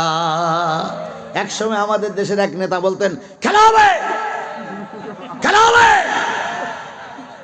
কেরা বলেন তো? না না না না না, ওবায়দুল কাদেরের আগে আরেকজন বলেছিলেন, শামীম ওসমান, পীরে কামেল, শাহ সুফি, কুতুবে আমদানি, ওয়াসকরে রব্বানি, বিরাট দেশের সামদানি। উনি বলেছিলেন আমি দৈনিক 100 করে রেখে তাহাজ্জুদ নামাজ পড়ি। তারপরে বলেছিলেন কোরআন শরীফ পড়ি। ওরে তাহাজ্জুদ গুজারি। উনি যখন দেশ স্বাধীনের পরিবেশ আসলো তখন উনি বোরকা পরি ফেলাই গেছে। তখন মুখে কি ছিল না, দাড়ি ছিল না। আজকে দেখলাম কাবা ঘর তওয়াফ করতেছে। বড় পিছে ইয়া বড় জুব্বা, ইয়া টুপি, টুপির পরে আবার তাস পরা রোমালের পরে। দেখলি মনে হলো জিব্রাইলের ছোট ভাই জান্নাত থেকে পালাই আইছে। আরে বাপ রে বাপ, কি আল্লাহর ওলি! অথচ উনি এক সময় সমাবেশ করে বলেছিলেন জামাত বিএনপি মানে কি বলে, কোন জেলা? নারায়ণগঞ্জে থাকতে চাইলে চুপচাপ থাকো, নতুবা জামাত বিএনপির লোক যদি নারায়ণগঞ্জের রাজপথে নামো প্রত্যেকটার কাল্লা আলাদা করে ফেলা হবে। আজকে সেই জামাত বিএনপিরা গোটা দেশ ঘুরে বেড়াচ্ছে, আর তোমরা বোরকা পরে চলে গেছো। এটাই আল্লাহর খেলা, এটাই আল্লাহর খেলা, এটাই আল্লাহর খেলা। কিছু কিছু লোক কয় হুজুর ধর্মের মাহফিলে রাজনীতি না করাই ভালো। এটা আমরাও বুঝি, কিন্তু ওরা যে খাওয়া খেয়ে গেছে সেই খাওয়ার কথা যদি না বলি আল্লাহর কাছে জবাবদিহিতা করতে হবে। বলুন তো কোরআন শরীফে ফেরাউনের নাম আছে? তা ফেরাউন মারা গেছে এখান থেকে 8-10 বছর, কি বলে এখানে কত বছর আগে? 8-10 বছর হবে? কত বছর? 5-6-7 হাজার বছর আগে। তো 5-6-7 হাজার বছর আগে ফেরাউন মারা গেছে, তো তার কথা কোরআনে আছে কেন? আর তার আলোচনা করা দরকার কি? ফেরাউনের আলোচনা করা যদি বৈধ হয়, নমরুদের আলোচনা করা যদি বৈধ হয়, 1450 বছর আগের আবু জেহেল মারা গেছে যাওয়ার পরে তার আলোচনা করা যদি বৈধ হয়, অবশ্যই শেখ হাসিনার নাম আলোচনা করা জায়েজ জায়েজ জায়েজ। কারণ ফেরাউনের চাইতে শেখ হাসিনা কম জ্বালান জ্বালায়নি, নমরুদের চাইতে শেখ হাসিনা কম জ্বালান জ্বালায়নি। শেষ পর্যন্ত ওনারা পীরে কামেল হয়ে গেল। এই শামীম ওসমান বলেছিল যে মুজিবার, হজরত মুজিবার রহমতুল্লাহ আলাইহি, তিনি নাকি এক পীর বংশের লোক। তার বাপদাদারা ছিল নাকি ইরাকে, ইরাকের থেকে তিনি নাকি পাসপোর্ট করে এদেশে এসেছিলেন তার বাবা। সুতরাং তিনি পীর বংশের লোক। তার নামের প্রথমে রহমত, তার নামের শেষে রহমতুল্লাহ আলাইহি বলা দরকার। আর কি বলে, জয়পুরহাটের একজন এমপি বলেছিলেন যে শেখ হাসিনা উনি হলেন পীর বংশের লোক, ওনার নামের প্রথমে হজরত লেখা উচিত। তাই তো সবাই লিখতে শুরু করলো হজরত শেখ হাসিনা রহমতুল্লাহ আলাইহি। এতদূর পর্যন্ত যারা পৌঁছালো তাদের কথা আলোচনা করা যাবে না, এ কথা মেনে নেওয়া যায় না। কথা বলে ঠিক যাবে ঠিক।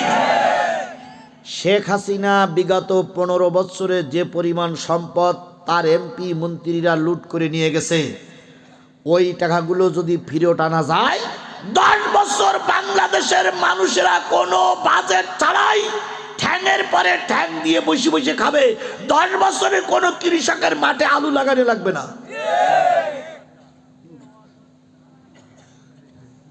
কয় বছর? 10 বছর। আর সেদিন শুনলাম গৃহায়ন ও পূর্তমন্ত্রী, তার নাকি 13টা বাড়ি। এই 13টা বাড়ি এবং তার যা সম্পদ আছে, ওই সম্পদগুলো যদি ফিরিয়ে আনা হয় 4টে পদ্মা সেতু করা যাবে।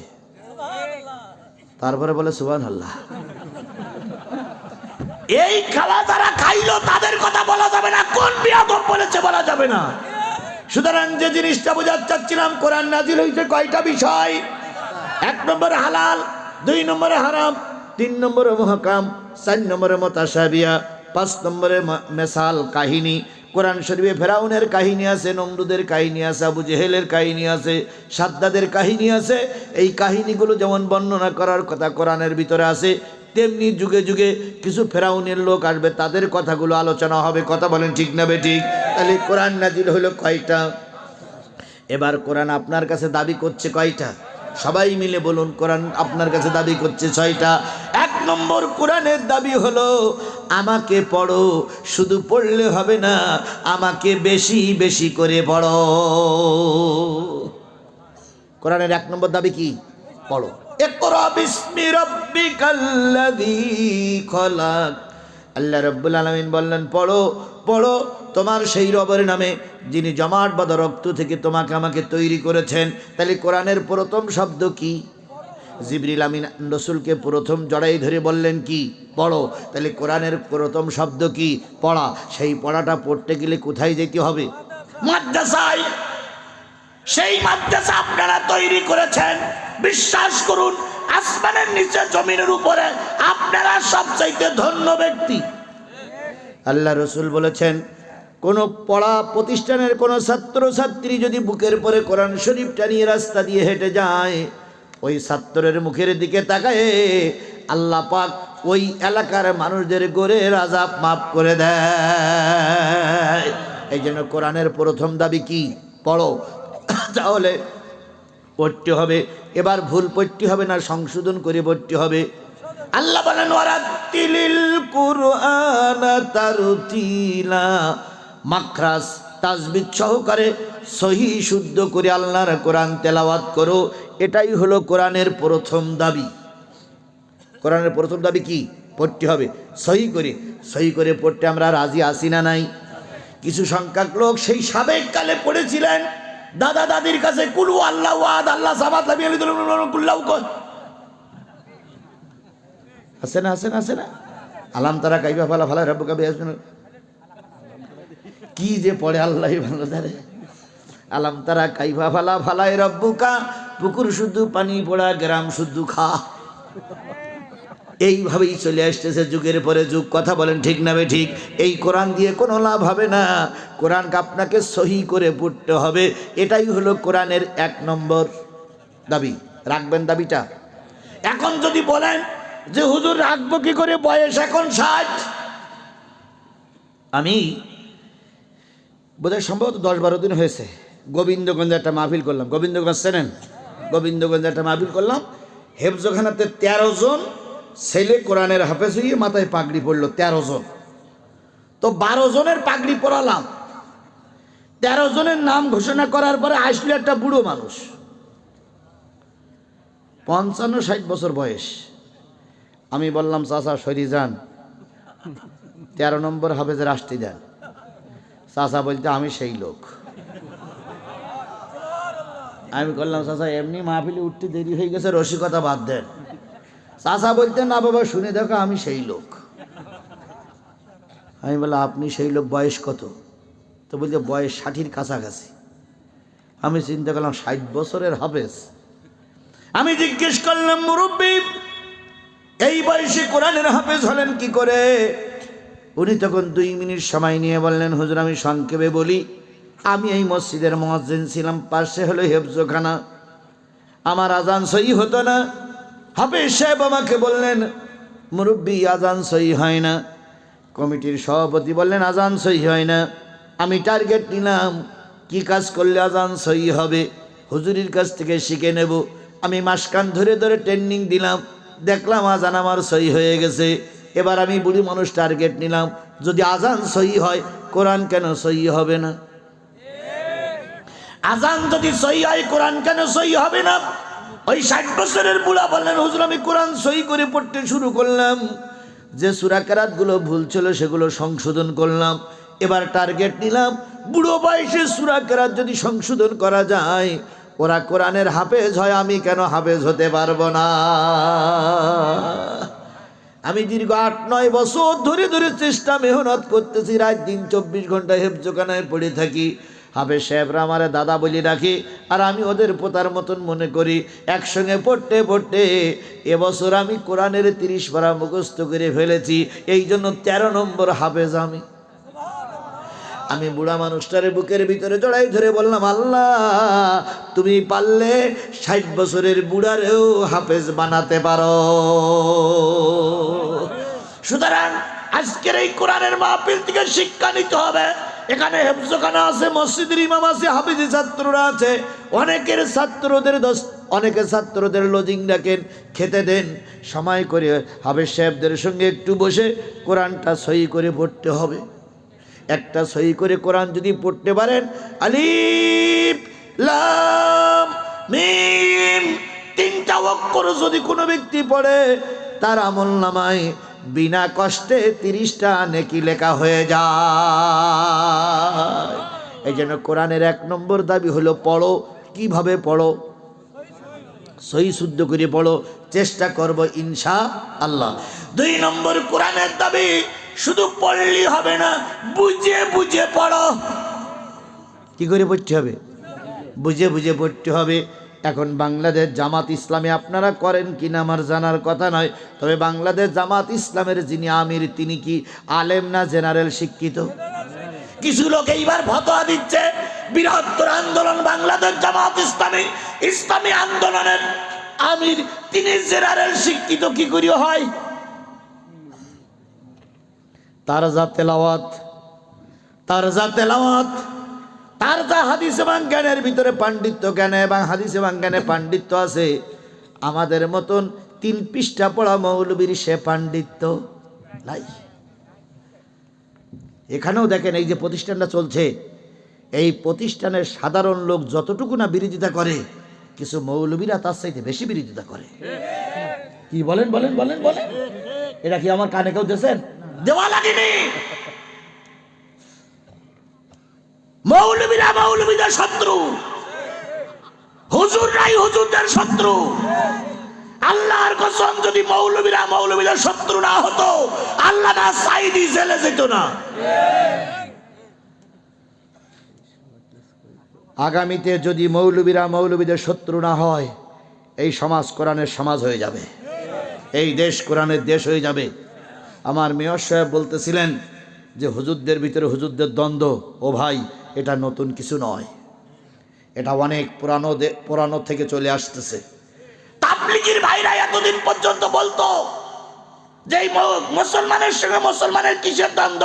ও তাবলীগ ভাই, তোমরা এই ফতোয়ার পরে যদি টিকে থাকো, তাহলে ইজতেমা করতে গিয়ে মারামারি করলি কেন? কি মরিনি মরিনি মরিনি, যারা মেরিছে ওরাও টুপিওয়ালা, যারা মরিছে ওরাও টুপিওয়ালা।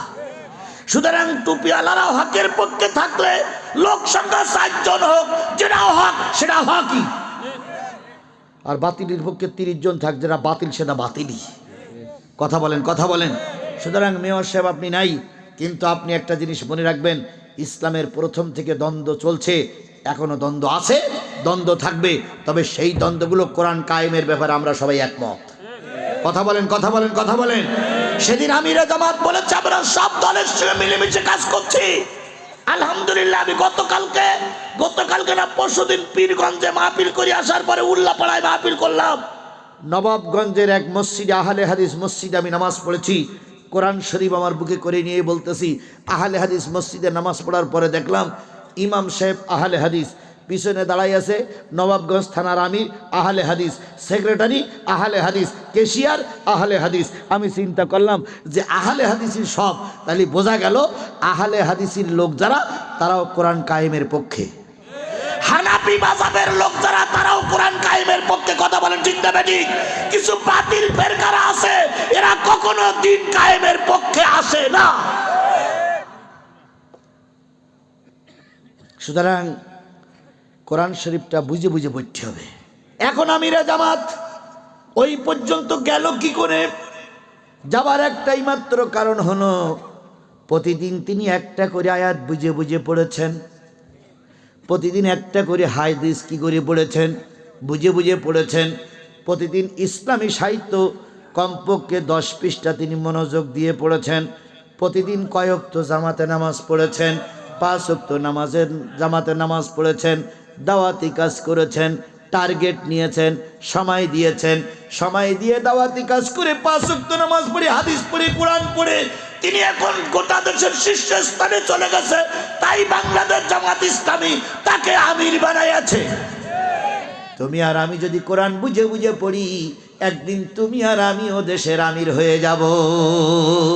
আমাদের হুজুররা সেই কবে একবার পড়িয়ে রাখছে, সেই পড়াই এখনো পর্যন্ত চলতেছে। ফালা ফালা ভালু ফালা ফালাতা ভালনা ভালতা ভাল, এই পড়াই এখনো পর্যন্ত চলছে। যদি হুজুররা তাকরার করতো, হুজুররা যদি দয়া দয়া করে কোরআন হাদিস চর্চা করত, তাহলে এই হুজুরা একদিন দেশের কর্ণধার হয়ে যেত। একজন বক্তা আমার কথাই বলি, 2 ঘন্টা আলোচনা করে যাচ্ছি। 2 ঘন্টা আলোচনার ভিতরে একটু যে 19-20 হবে না তা তো নয়। আমি 1 ঘন্টা 45-55 মিনিট আলোচনা করলাম, পছন্দ হইল। 5 মিনিট একটু 19-20 হয়ে গেছে। ওইটা নিয়ে কালকে ফজরের নামাজের পরে মসজিদ ইমাম সাহেব প্রথম কথাটা তুলবে। কালকে কারাওয়াজ শুনতে গেলে কালকে হুজুর তো আলোচনা করে আছে, এই আলোচনার ভিতরে এই কথাটা কেন বলা দরকার? 1 ঘন্টা 55 মিনিটের আলোচনা ভালো হলো, আর একটু কেন আলোচনা কোন জায়গায় যেন একটু ভুল হয়ে গেছে, সেইটা নিয়ে তুল কালাম। কথা বলেন ঠিক না বে ঠিক? আচ্ছা বলুন তো, আজারির মতন জনপ্রিয় আলেম বাংলাদেশে বর্তমান আর কেউ আছে? বলেন আর কেউ আছে? তাহলে আজারি বয়স খুব বেশি হলে 35-40-এর ভিতরে, 40 বছরের একটা যুবক গোটা দেশের আলোচিত ব্যক্তিদের ভিতরে সর্বোচ্চ আলোচিত ব্যক্তি। তার আলোচনার ভিতরে একমাত্র সব সংশোধনী আসছে তা না, 19-20 হতেই পারে। তুমি তার নিয়ে সমালোচনা করছো, তোমার জনপ্রিয় কোথায়, জনপ্রিয়তা কোথায়, আর তার জনপ্রিয়তা কোথায়? তার মাহফিলে 20 লক্ষ লোক হয়েছে, আর আমার মাহফিলে 2000 পড়তেছে না। তাহলে আমি এখন যদি আজারির ভুল ধরতে যাই, পাগল হাসবে না? পাগল হাসবে না যে কার সঙ্গে ঠুল লাগাচ্ছে? সেদিন বিএনপির এক নেতা তিনি বলেছেন, আজারি না ভাজারি। আল্লাহর কসম নেতা আপনি ভুল করেছেন, নেতা আপনি ভুল করেছেন। আজারির জনসভায় 20 লক্ষ মানুষ হয়। খালেদা জিয়া, তারেক জিয়াও যদি লন্ডন থেকে ফিরে আসে, সমস্ত বিএনপির নেতা যদি একটা মঞ্চ তৈরি করে, 20 লক্ষ লোক এক জায়গা হবে না, আমি চ্যালেঞ্জ করে বলে দিতে পারি। হবে? আর একজন লোকের মাহফিলে 20 লক্ষ নয় 20 কোটি মানুষ উপস্থিত হইতে যদি আল্লামা সাইদি বেশি থাকতো। কথা বলেন, কথা বলেন, কথা বলেন। তার সঙ্গে তার তুলনা করো। যদি আল্লামা সাইদি আজকে বেঁচে থাকতেন, বাংলাদেশে তার আগমন উপলক্ষে কোনো প্যান্ডেল করার পরিবেশ থাকতো না। হয়তো গোটা বাংলাদেশের বিলি মাঠের ভিতরে মানুষ থাকতো, আর উনি ওই হেলিকপ্টারে বসে ওয়াজ করতে হইতো ওনার। তাছাড়া ওনার দেখার মতন কোনো লোক পরিবেশ ছিল? এখন তুমি যদি বলো আমি সাইদি সেই অনেক বুঝি, তাহলে তোমার কথা শুনে কুকুরও হাসবে, বলবে পাগলের মাথা খারাপ হয়ে গেছে। কথা বলেন, কথা বলেন।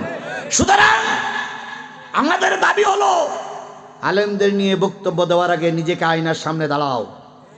আয়নার সামনে দাঁড়াই নিজেকে দেখো যে তোমার চেহারা আর আলেমদের সমাজ চেহারা কোথায়।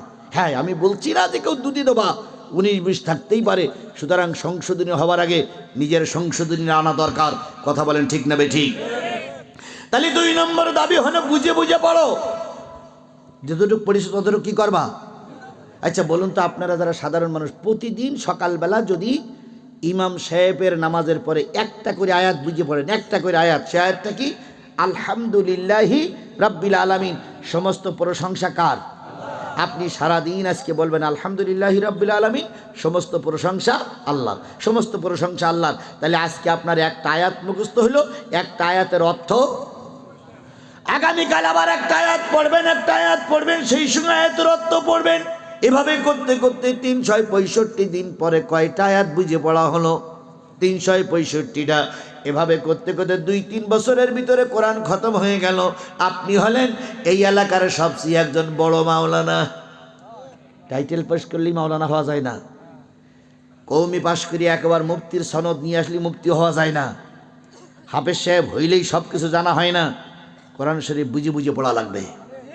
সুতরাং কোরআন শরীফের 2 নম্বর দাবি হলো কি করে পড়ো, বুঝে বুঝে পড়ো।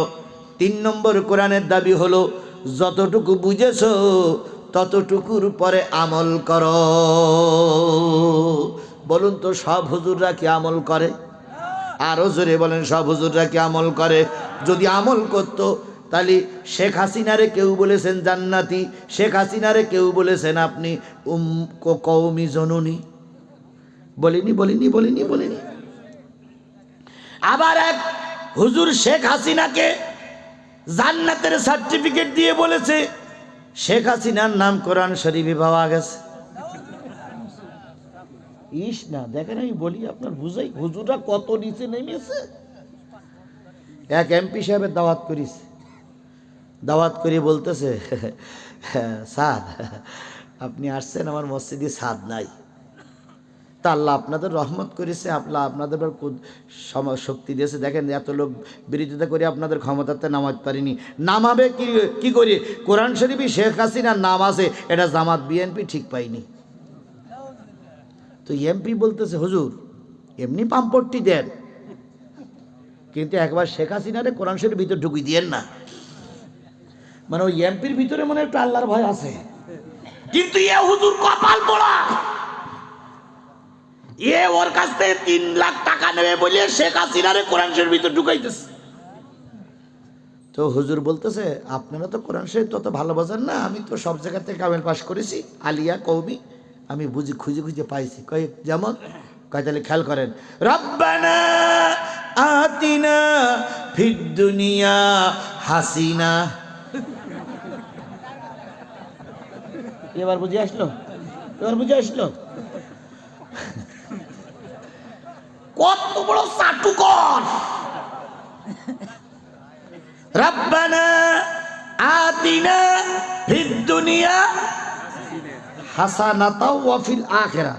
কিন্তু এই হুজুর ওই এমপির কাছ থেকে 3 লাখ টাকা নেবে বলে ওই হাসিনা বলে অক্ষ করিস, রব্বানা আতিনা ফিদ দুনিয়া হাসিনা। এমপি সাহেব তখন বলছে আল্লাহ, এই হলো এই বাংলাদেশের 1 নম্বর হুজুর।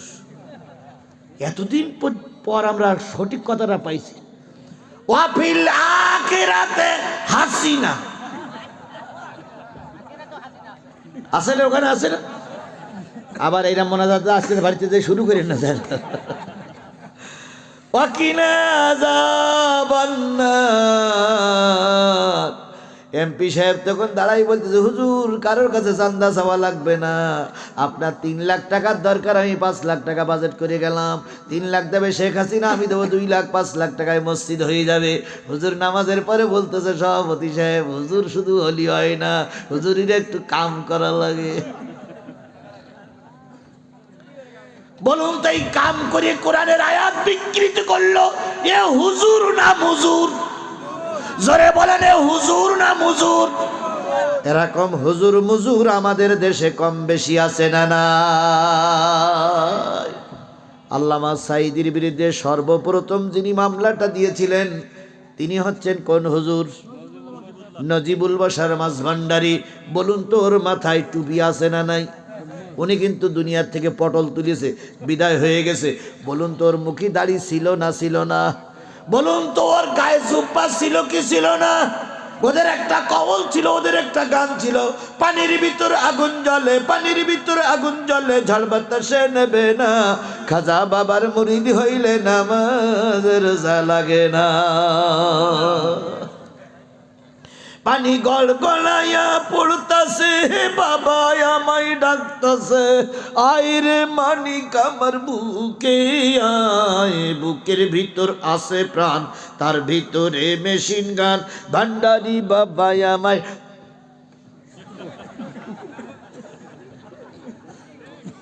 এ লোকেরা আমাদের দেশে ছিল না ছিল না? বিশ্বাস করুন, পীর যে সমাজে থাকবে না তা নয়, পীর মানে হলো বুড়া। পীর মানে কি? বুড়া। কিসের বুড়া? জ্ঞানের বুড়া।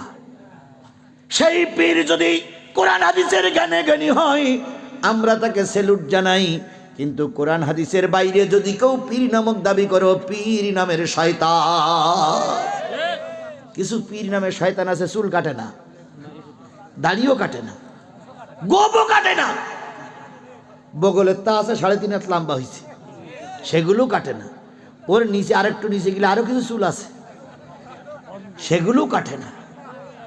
পাশে গেলে মনে হয় গন্ধ ছাগল। এই পীর বছরে একবার গোসল করে, আর ওই পীরের চেয়ারে বসে যখন গোসল দেওয়া হয়, তখন ওই পীরের শয়তান মুরিদিরা ওই পানিগুলো যে নালা দিয়ে যায়, ওই নালায় গেলাস ধরি বসে থাকে। এই পানি গিলি ওই পানি বরকতের পানি মনে করি খায়। আচ্ছা বলেন তো, তুমি একটা মানুষ, তোর ভিতরে কি একটু রুচিবোধ নেই?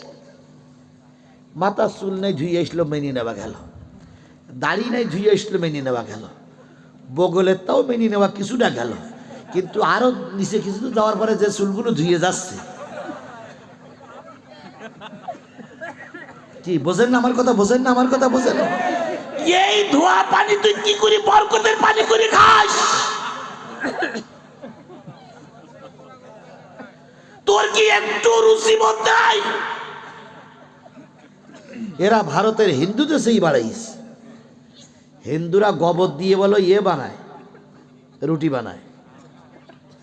রুটির, হ্যাঁ, রুটির পরে গোবর দেয়, গোবর দেওয়ার পরে ওই ধনিয়া পাতা টাতা দেয়, দিয়ে সেকে ওই লোকের কাছে বিক্রি করে। আর ওরা বলে এটা বরকতি রুটি। তাহলে গোবর দিয়ে রুটি বানায়, বরকতি রুটি। ও সাইতে নিকৃষ্ট এরাই, যারা ওই সারা জায়গার পানি, ধোয়া পানি, বরকতের পানি বলি খায়। এখানের ভিতরে হয়তো 2-1 জন থাকতে পারে, হিসাব কিতাব করে খাও কার পানি খাচ্ছ। সুতরাং 1 নম্বর বুঝে পড়ো, 1 নম্বর পড়ো, 2 নম্বর কি বুঝে পড়ো, 3 নম্বর আমল করো। যেই ব্যক্তি আমল করে সেই ব্যক্তি আলেম, আর যেই ব্যক্তি আমল করে না ওই ব্যক্তি হলো শয়তান। এখন আমাদের দেশে আলেমের অভাব বেশি না শয়তানের অভাব বেশি? না, আলেমের অভাব বেশি। যদি আলেমের অভাব বেশি না হতো, এই সমাজে আলেমগুলো মারা যেত না। মঞ্চে দাঁড়িয়ে বলতেছে, ভাইরা আমার, বোনের আমার, গতকালকের নির্বাচনের মতন সুষ্ঠু নির্বাচন জাতি আর কখনো দেখিনি। 100-র উপরে ভোট পড়িছে, 100% উপরে ভোট পড়িছে। এরকম ভোট পৃথিবীতে আর কোনো জায়গায় হয়নি। আসল কথা তো তাই, মানে 100% ভোট পড়িছে, তার মানে 5 বছরে কেউ মারা যায়নি। এই ভোটগুলো দেওয়ার পরে, ভোটগুলো পড়ার পরে বলতেছে, আপনারা আমাকে নির্বাচিত করেছেন, এই জন্য আপনাদেরকে স্বাগত জানাচ্ছি, আপনারা আমাকে সবাই ভোট দিয়েছেন। কুকুর ছিল হাই স্কুলের বারান্দায় শোয়া। কুকুর হঠাৎ করে মাথা উঁচু করে বলতে, কথাটা কি হইল? কালকে তো সারাদিন আমি এখানে শুয়েছিলাম, কেউ তো ভোট দিতে আসেনি, আর পুলিশেরা লুডু খেলিস, আর বিড়াল আর আমি এখানে খেলা করি বেড়াইছি, অথচ তোরা বলতেছিস 100% ভোট পড়েছে। মৃত্যুক কথাটা ঠিক নেবে ঠিক? আর ওই কথাগুলো একদল আলেম, আমাদের দেশের একদল আলেমেরা সাপোর্ট দিয়েছে। যদি সাপোর্ট না দিত, আল্লাহর কসম এই শেখ হাসিনা 15 বছর থাকতে পারত না। তাহলে প্রথম দাবি কি করো? পড়ো। 2 নম্বর দাবি বুঝে পড়ো। 3 নম্বর দাবি কি করো? আমল করো। 4 নম্বর দাবি, শুধু নিজে আমল করলে চলবে না, মানুষকে কোরআনের দিকে ডাকো। আমান আহসানু কাওলাম মিম্মান দাআ ইলাল্লাহ ওয়া আমিলা সালিহান ওয়া ক্বালা ইন্নানি মিনাল মুসলিমিন।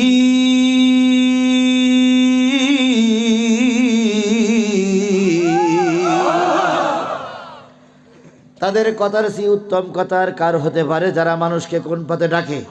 আল্লাহর পথে ডাকে, আর বলে আমি একজন মুসলমান। তার কথা চেয়ে উত্তম কথার কারোর হতে পারে না। এ বলুন তো, আল্লাহর পথে ডাকলে আপনার বিপদ হওয়ার সম্ভাবনা আছে না নাই? জোরে বলেন আছে না নাই? তবে সে বিপদটা হয় ক্ষণিকের জন্য। আল্লাহ ওই ক্ষণিকের জন্য বিপদ ছাড়িয়ে দিয়ে একদিন কাল না আপনাকে সম্মানিত করে দেয়। যদি বলেন কেমন? বিশ্বাস করো মুসলমান, গোটা বাংলাদেশ আমার পায়ের তলায়, গোটা বাংলাদেশে সফর করে যা দেখেছি, যদি এই অবস্থা টিকে থাকে, আগামী সংসদ হবে কোরআনের সংসদ, আগামী দেশ হবে কোরআনের দেশ, আগামী রাষ্ট্র হবে ইসলামের রাষ্ট্র। তার জন্য আমাদের সবাইকে একসঙ্গে মজবুত হয়ে থাকা লাগবে। কথা বলেন, কথা বলেন, কথা বলেন। স্বৈরাচারীদের ক্ষণিকের জন্য দেখা যায় ঠিক মতন স্বৈরাচারী থাকে না। আপনারা জানেন শেখ হাসিনা রহমাতুল্লাহ আলাইহির মেয়ের নাম কি? পুতুল। পুতুলের একটা ভালো নাম আছে মনে হয়, সাইমা আক্তার পুতুল। আর টিউলিপ কার নাম?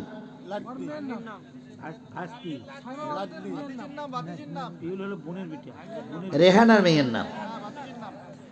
রেহানার মেয়ে ছিল এতদিন লন্ডনের একটা এমপি অথবা মন্ত্রী, সেখানেও যে এই শেখ হাসিনার মতন দুর্নীতি করে ধরা পড়িস, মন্ত্রিত্ব গেছে। তার মানে কপাল যখন পড়ে রে ভাই, যেখানেই যাই সেখানেই চাই। কি কপাল যখন পড়ে রে ভাই, যেখানে যাই সেখানেই চাই। এই জন্য এখানে জামাত বিএনপির নেতারা আছেন, সকলের কাছে দাবি ভাই রে, শেখ হাসিনা বা স্বৈরাচারীদের আমরা তাড়াইয়েছি, এখন যদি দুই দলের ভিতরে মারামারি গুতুগুতি হয়, ওই স্বৈরাচারীরা আবার এসে দেশ দখল করবে। এই জন্য নিজেদের কন্দল নিজেরাই মিটাইতে হবে। ওই স্বৈরাচারীদেরকে আর আমরা আমাদের দেশে বসতে দেব না। কথা কি একমত? সবাই একমত? সবাই একমত? তাহলে যে জিনিসটা বোঝাচ্ছিলাম, মানুষকে কোন দিকে ডাকতে হবে। এটা কি শুধু জামাতের কাজ? এটা কি শুধু আজিজুল ইসলাম জিহাদির কাজ? এটা কি শুধু আহলে হাদিসের কাজ? এটা কি শুধু হানাফির কাজ? সব মানুষের দায়িত্ব মানুষকে কোন দিকে? ভালোর দিকে, আল্লাহর দিকে ডাকতে হবে। আমরা এই কাজ করতে রাজি আছি না ভাই? জোরে বলেন, রাজি আছি না? 5 নম্বর কোরআনের দাবি হলো, আপনার কথা শুনে সব এক জায়গায় হয়ে গেছে, এই মানুষগুলোর এবার জামাতবদ্ধ করে ফেলো। কি করে ফেলতে হবে? আরো জোরে বলেন। এবার কিছু কিছু লোক মনে করতেছেন জামাত ইসলামের নাম তো তাহলে কোরআন শরীফে পাওয়া গেছে। না রে ভাই, আমরা কখনো বলি না জামাত ইসলাম করলে জান্নাতে যাবেন, কিন্তু সেদিন দেখলাম বিএনপির এক নেতা মুখ ফসকে মনে হয় বলে ফেলাইছে যে জিয়াউর রহমানের নাম প্রতিদিন নেবেন, জান্নাতে যাওয়া যাবে। কি বলেছেন? কুমিল্লা 14 গ্রামে এরা বলেছে জিয়ার নাম নিলে জান্নাতে যাওয়া যাবে। আপনার কথা ফিরাই নেন, এটা কোনো কোরআনের দলিল নয়। কথা বলেন ঠিক না ঠিক? বলুন তো, জিয়াউর রহমান আর আমাদের সাইদি কি এক? জিয়া সাইতে সাইদির মর্যাদা কত গুণ বেশি হবে? আমি তুলনা করলেও আমার গুনাহ হবে, এই জন্য তুলনা করলাম না। যদি হযরত মাওলানা দেলোয়ার হোসেন সাইদির নামে 1 লক্ষ বার দেওয়া হয়, জান্নাতে যাওয়া যাবে? এরকম কোন দলিল কোরআন হাদিসে আছে? আপনারা দলিলটা কোথায় পেলেন? আপনারা কোথায় পাইলেন যে জিয়ার নাম নিলে জান্নাতে যাওয়া যাবে? তারেক জিয়া লন্ডনে এসে, খালেদা জিয়া আজকে লন্ডনে যাচ্ছে। খালেদা জিয়াকে আল্লাহ সুস্থ করে দিক, লন্ডন থেকে বুঝ সুখ দিয়ে ফিরে আসুক, খালেদা জিয়া আবার নেতৃত্ব দেখ। কিন্তু আমাদের দাবি, এরা বিয়াদব নেতাকে লাথি মেরে দল থেকে তাড়িয়ে দেন। সেদিন দুদু বোধহয় সম্ভবত একজন নেতা, শামসুজ্জামান দুদু, উনি বক্তব্য দিয়েছেন আজারির বিরুদ্ধে। কথা বলেন। আজারি একটা কথা বলেছেন যে এক পার্টি খেয়ে গেছে আর এক পার্টি প্রস্তুত হচ্ছে। দুদু সাহেব, আপনার গায়ে লাগলো কেন? আপনার গায়ে লাগলো কেন? তাহলে নিশ্চয় আপনারা ওই দোষে দোষী। তাহলে আপনার গায়ে লাগতেছে কেন? সুদখোরের বিরুদ্ধে ওয়াজ করলি কালকে প্রশংসা করবে সুদখোর আমার? কালকে এই সকালবেলা মসজিদে এসে বলবে হুজুর বাংলাদেশে আর পাওনি। ওই জিহাদি গত বছর এসে সুদ করে বৃদ্ধ অস করে গেছে, এবছরে সুদ করে বৃদ্ধ অস করে গেছে। নিশ্চয়ই তোমরা কেউ না কেউ হুজুরির কানে দেছো। তার মানে ওর সুদ খায় বইলে ওর গাজালা করতেছে। কথা বলেন ঠিক না বেঠিক? তাহলে সুদ খায় বইলে ওর গাজালা করতেছে। আমাদের আজারি ভাই বললো যে এক পাটি খেয়ে গেছে আর এক পাটি প্রস্তুত হচ্ছে, তুমি রাগ করলে কেন, তুমি লাফাই উঠলে কেন? তাহলে নিশ্চয়ই তোমার এবং তোমার দলের লোক খাওয়ার জন্য উদ্গ্রীব হয়ে আছে। ওরে 100 ঠিক কি 200 ঠিক সেটা আপনারা বোঝেন কি? আমি তো জামাত ইসলামের দল করতে আসিনি, বিএনপির দল করতে আসিনি। আসছি আমি আসছি কিসের কথা বলার জন্য? কোরআনের কথা বলার জন্য। আলেমদের বিরুদ্ধে কথা বলে শেখ হাসিনা পৌঁছেছে। দুদু সাহেব, আপনি যদি ফিরাইনারের কথা জনগণ যেখানে আপনাকে পাবে সেখানে উচিত শিক্ষা দিয়ে বিদায় দেবে। মনে করেন না বাংলাদেশ কারোর কাছে আমরা ইজারা দিছি। কথা বলেন, কথা বলেন, কথা বলেন। আগের যারা দোকান দখল করত, আগের যারা জমি দখল করত, আগে যারা কি বলে স্বৈরাচারী কায়দা করতো, আগে যারা গাড়ি থামাই থামাই চান্দা নিত, এখনো যদি চান্দা নেওয়া হয়, এখনো যদি দোকান দখল করা হয়, তাহলে আমলে কি তারাই লাভ কি? কথা বোঝেন না, কথা বোঝেন না, কথা বোঝেন না। এইরকম সাদাবাদ যদি জামাত ইসলাম করে, জামাত ইসলামকে তালাক দেন। আমরা কোনো সাদাবাজি নেতা চাই না। কথা বলে ঠিক না ঠিক? এই দেশে আর কেউ সাদাবাজি করুক না, আমরা যাব না। জনগণ একজোট হয়ে সাদাবাদীদের তালাক দিয়ে নেককার খোদাবিরু আল্লাহবিরু লোকদেরকে জাতীয় সংসদে বানাবো। এর জন্য শোনেন, জিহাদি 20টা মামলা খেয়েছে। 5 দিন আয়না ঘরে ছিলাম। আমার বাড়ি ঘরদোর ভেঙে সব তছনছ করেছে।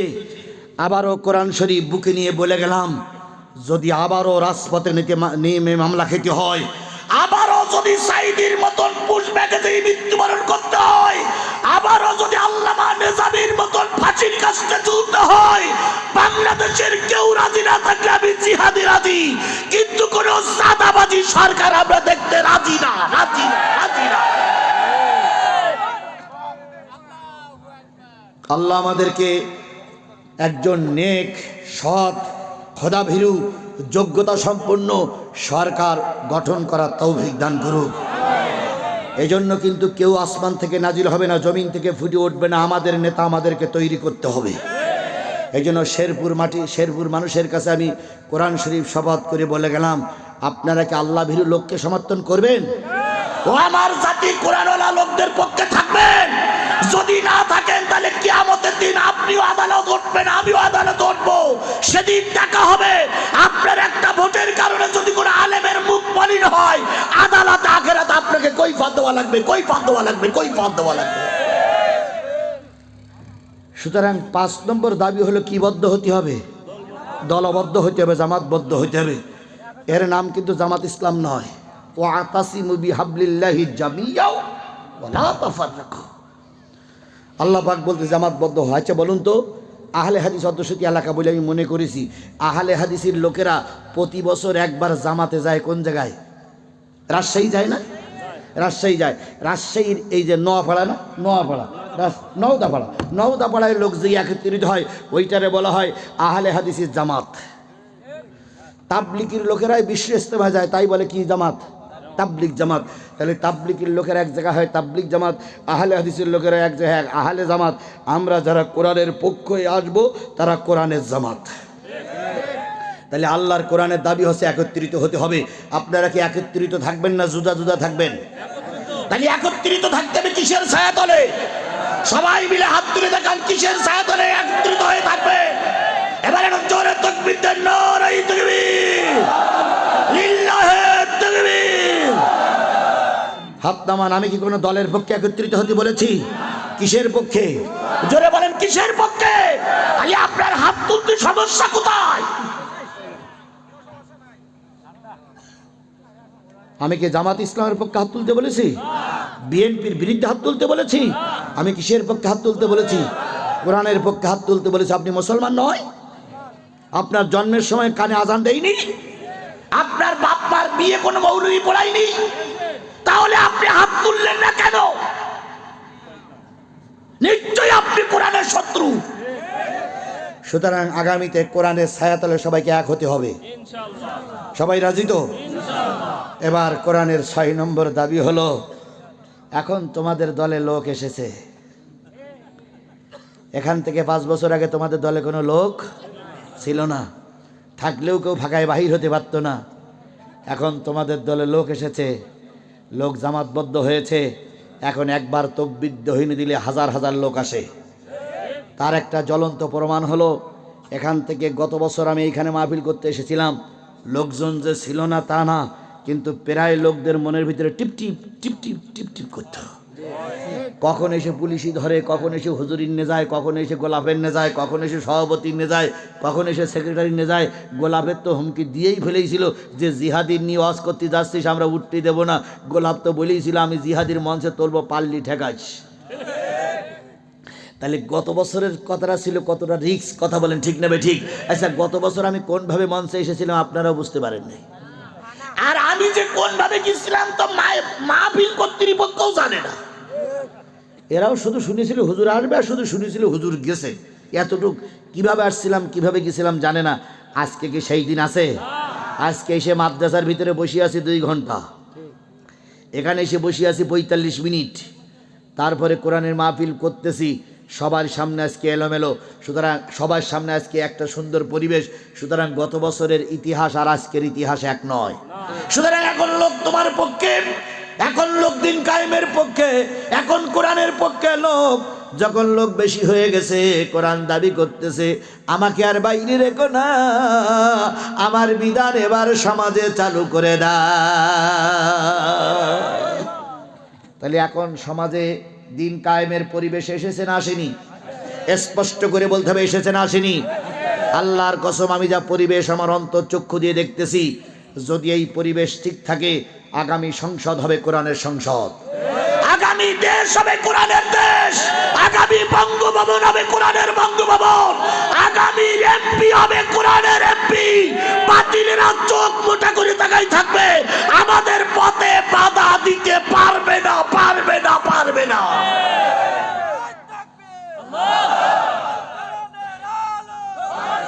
তাদের সেই সমাজ প্রতিষ্ঠার জন্য আপনাদের একটা কাজ করতে হবে। আপনি যেমন কোরআনকে বুঝেছেন, আর একজনকে বোঝানোর দায়িত্ব আপনাকে নিতে হবে। আপনার আশেপাশে যারা কোরআন বোঝে না তাদেরকে বোঝানোর দায়িত্ব নিতে হবে। রাজি আছেন? কারা কারা কোরআনের পক্ষে থাকতে রাজি আছেন? 2 হাত উঁচু করে মালিকের দেখান। জোরে একটা তাকবীর হবে, নারায়ে তাকবীর। আরেকটা জোরে বলেন, নারায়ে তাকবীর। আল কোরআনের আলো, তোমার নেতা আমার নেতা, দুনিয়ার মুসলিম, লিল্লাহে তাকবীর। বন্ধুগণ, তাহলে আমি বলতেছিলাম সূরা ফাতিরের আলোচনা, কথা বলেন ঠিক না ঠিক? আলোচনা আজকে আর অল্প সময় চলবে। আগামীকাল আমার মাহফিল আছে আপনাদের পাশেই, সকলকে দিনই দাওয়াত দিলাম। সেটা হলো দামগারা ফাজিল মাদ্রাসা। আগামীকাল দামগারা ফাজিল মাদ্রাসা, সেখানে আপনাদের দিনে দাওয়াত চলে যাবেন তো সবাই? কত দূর? 5-6 কিলো দূরে। আগামীকাল সকলের উপস্থিতি কামনা করছি। আশা করছি আপনাদের এখান থেকে অনেক লোক সেখানে বেশি পাওয়া যাবে। আর লোক যদি বেশি হয়, বক্তার বক্তৃতা একটু ভালো ফোটে, কথা বলেন ঠিক না ঠিক? প্রথম আপনাদেরকে মনে তাকবীর ধ্বনি দিতেই পাওয়া যায়নি, মনে করলাম ঝড়ের সঙ্গে আপনারা উড়ে গেছেন। তারপরে শেষের দিকে একটু হলো, ঝড়ও একটু হয়েছিল অবশ্যই, ভয়তে কিছু লোক চলে গেছে। এই জন্য আজকে পর্যন্ত রেখে দেওয়ার জন্য চেষ্টা করছি। আগামীকাল আবারও দেখা হবে ইনশাল্লাহ। আগামীকালকের মাঠে দাওয়াত দিয়ে আমি আপনাদের কাছ থেকে বিদায় নিতে চাচ্ছি। তার আগে বলতেছি, মুসলমানরা হলো 3টে দল। মুসলমানরা কয়টা দল? একটা হলো নবী রাসূলদের দল, আরেকটা হলো কাফেরের দল, আরেকটা হলো মুসলমানদের দল। নবী রাসূলদের দল জান্নাতে যাবে, কাফেরদের দল জাহান্নামে যাবে, ইসলামপন্থী দলগুলো জান্নাতে যাবে। আমরা সবাই জান্নাতে যেতে চাই কে চাই না? তাহলে আমরা কোরআনের ছায়াতলে থাকব। এই মাদ্রাসাকে আল্লাহ কিয়ামত পর্যন্ত কবুল করুক। এই মাদ্রাসার যাবতীয় সমাধান আল্লাহ, যাবতীয় সমস্যা কে সমাধান করে দিক সকলের কাছে। এই ভাই শোনেন, আমি তো কোনো আখিরি দাওয়ানা বলিনি। সবার কাছে শেষ দাবি হলো, একটা দাবি হলো, এরকম একটা মাদ্রাসা থেকে এই হাফেজ সাহেব বেরিয়ে আসছে, এরকম একটা লোকালয়ের মাদ্রাসা থেকে আমি আজিজুল ইসলাম বেরিয়ে আসছি। সুতরাং মাদ্রাসাগুলো টিকে থাকলে কোরআন টিকে থাকবে। এই জন্য মাদ্রাসার পরে কেউ কুনজরে তাকাবেন না। মাদ্রাসার ভিতরে একটা প্রতিষ্ঠান চলতে গেলে ভালো মন্দ থাকে, এর জন্য দলাদলি করবেন না। দলাদলি না করে প্রতিষ্ঠান টিকায় রাখার জন্য সবাই চেষ্টা করবেন। এই চেষ্টা করতে গেলে দুটো কাজ করতে হবে, একটা হচ্ছে বেশি বেশি লজিং রাখবেন আর ছাত্র দেবেন। আর বন্ধ করতে গেলে দুটো কাজ করতে হবে, একটা হচ্ছে দান করা বন্ধ করে দেবেন, তাহলে প্রতিষ্ঠান এমনি কী হয়ে যাবে, বন্ধ হয়ে যাবে। আর 2 নম্বর হলো হুজুরদের পিছনে সবসময় লেগেই থাকবেন, সবসময় লেগে থাকবেন। মাদ্রাসা বন্ধ করা লাগবে না, যে হুজুর আসবে তার পিছনে লেগে থাকবেন, লেগে থেকে মাসে 3টে করে হুজুর পাল্টাবেন, মাদ্রাসা এমনি বন্ধ হয়ে যাবে। তাহলে দুটো কাজ করলে মাদ্রাসা টিকে থাকবে, দুটো কাজ করলে মাদ্রাসা বন্ধ হবে। দুটো কাজ টিকে থাকলে কি সেটা হলো লজিং রাখবেন, সাহায্য করবেন, ছাত্র দেবেন। আর দুটো কাজ বন্ধ করার জন্য চেষ্টা করবেন, মাদ্রাসার বিরোধিতা করবেন আর সবসময় হুজুরের পিছনে লেগে থাকবেন, এমনি বন্ধ হয়ে যাবে। আল্লাহ মাদ্রাসার পক্ষে থাকার তৌফিক দান করুক। ও আখিরু দাওয়ানা আনিল হামদুলিল্লাহি রাব্বিল আলামিন। আস্তাগফিরুল্লাহ, সবাই মিলে বলুন আস্তাগফিরুল্লাহ রাব্বি মিন কুল্লি জামবেও ওয়া আতুবু ইলাইহি লা হাওলা ওয়ালা কুওয়াতা ইল্লা বিল্লাহিল আলিয়্যিল আযীম। আমরা দেরি না করে সবাই মোনাজাতের দিকে ফিরে যাই। আল্লাহুম্মা আমিন। ربنا ظلمنا أنفسنا وإن لم تغفر لنا وترحمنا لنكونن من الخاسرين. ربنا إننا آمنا فاغفر لنا ذنوبنا وقنا عذاب النار. رب ارحمهما كما ربياني صغيرا وقل رب ارحمهما কামা রাব্বায়ানি সাগীরা। মহিয়ান গরিয়ান সর্বশক্তিমান আল্লাহ, তুমি তোমার কুদরতি নয়নে আমাদের দিকে তাকায় দেখো। হাজার হাজার মুসলমান নারী আর পুরুষদেরকে সঙ্গে করে নিয়ে সূরা ফাতিরের 3টা আয়াত তেলাওয়াত করেছিলাম। আয়াতের আংশিক আলোচনা শেষ করে তাহাজ্জুদ গুজারি, আলেম ওলামা, মাদ্রাসার ছাত্র, মাদ্রাসার মুহতামিম, মাদ্রাসার শিক্ষকদেরকে নিয়ে হাত তুলেছি। আল্লাহ এই কোরআনের মাহফিল আমাদের সকলের নাজাতের জরিয়া বানায়া দাও। এই কোরআনের মাহফিলের ইন্তজাম যারা করলো, শোনার জন্য যারা আসলো, বলার জন্য আমরা যারা এসেছিলাম, আর এই প্রতিষ্ঠানকে টিকায় রাখার জন্য যারা চাঁদা দিল, পয়সা দিল, সময় দিল, শ্রম দিল, মেধা দিল, কথা দিল, আজকের মাহফিলের শেষ পর্যন্ত যারা থাকলো, কিয়ামতের দিন মুসিবতের কালে আমরা মুসলিম পরিচয় দিয়ে সবাই তোমার নবীর জান্নাতে যেতে পারি, তোমার জান্নাতে নবীর সঙ্গে যেতে পারি, এমন পরিবেশ দয়া করে তৈরি করে দাও। আল্লাহ তাআলা গভীর রাত 12টা কখন জানি পার হয়ে গেছে। আল্লাহ গভীর রাতের হাত তুলেছি, আমাদের মা বাপ, দাদা দাদি, নানা নানি, আত্মীয় স্বজন, মাতৃকুলে, পিতৃকুলে, শ্বশুরকুলের মানুষগুলো যারা মন মাটি বুকের পরে করে নিয়ে আমবাগানে, কাঁঠাল বাগানে, বাঁশ বাগানে, নদীর চরে ঘুমায় গেছে, আল্লাহ তাআলা তাদের কবরগুলো তুমি জান্নাতের ঠিকানা হিসেবে কবুল করে নাও। অনেকের মা বাপ এখনো দুনিয়ায় বেঁচে আছে, অসুস্থ হয়ে বিছানায় কাটায়। আমাদের মা বাপ সহ আত্মীয় স্বজন যারা এখনো বেঁচে আছে তাদের খেদমত করে তাদের সন্তুষ্টি অর্জন করার তৌফিক দিয়ে দাও। ও রব, আমাদের সকলের দোয়া কবুল করে নাও। যতগুলো কথা আমরা আলোচনা করেছি, বক্তা শ্রোতা সবাইকে আমল করার তৌফিক দিয়ে দাও। রব্বুল ইজ্জাত ওয়াল জালাল আমাদের দেশটারে একটা বারের জন্য তুমি কোরআনের দেশ বানায়া দাও। কোরআন দিয়ে আমাদের দেশ চলছে, কোরআন দিয়ে নেতারা চলছে, কোরআন দিয়ে সংসদ চলছে, কোরআন দিয়ে বঙ্গভবন চলছে, কোরআন দিয়ে আমাদের থানা উপজেলা সবগুলো চলছে, দেখার তৌফিক দিয়ে দাও। আল্লাহ তাআলা একটাবার সুযোগ আমরা পেয়েছি, এই সুযোগটা কাজে লাগানোর তৌফিক দিয়ে দাও। জাতির বোঝার তৌফিক দাও। এবার যদি এই সুযোগটা হাতছাড়া হয়ে যায়, হয়তো বেধর্মীদের কাছে আমাদের আরো 100 বছর মারি খাওয়া লাগবে। এই জন্য এই সুযোগটা যাতে কাজে লাগাতে পারি এমন পরিবেশ তুমি তৈরি করে দাও। তোমার দোস্তের খাতিরে আল্লাহ আমাদের সকলের দোয়া কবুল করো। আল্লাহ এই প্রতিষ্ঠানকে তুমি কবুল করো, এই প্রতিষ্ঠানকে তুমি কবুল করো, এই প্রতিষ্ঠানকে তুমি কবুল করো। এই প্রতিষ্ঠানের যাবতীয় সমস্যা তুমি গায়েব থেকে সমাধান করো। আল্লাহ আমরা অনেক টাকা দান করেছি, অনেক পরিশ্রম করেছি, অনেক মেহনত করেছি, যদি তোমার রহমত না হয় কোনো মেহনত কাজে লাগবে না। আল্লাহ এই জন্য তোমার আমরা চেষ্টা করছি, তুমি দয়া করে রহমত করো। কর্তৃপক্ষকে কবুল করে নাও। আমার গোলাপ ভাই, তার আব্বাকে তিনি হারিয়েছেন, আজকে তিনি দোয়া চেয়েছেন, হুজুর একটু দোয়া করবেন, আপনি মুসাফির মানুষ। গোলাপ ভাইয়ের জন্য দোয়া করলাম, আল্লাহ তার বাবার যাবতীয় ত্রুটিগুলো দয়া করে মাফ করে দাও।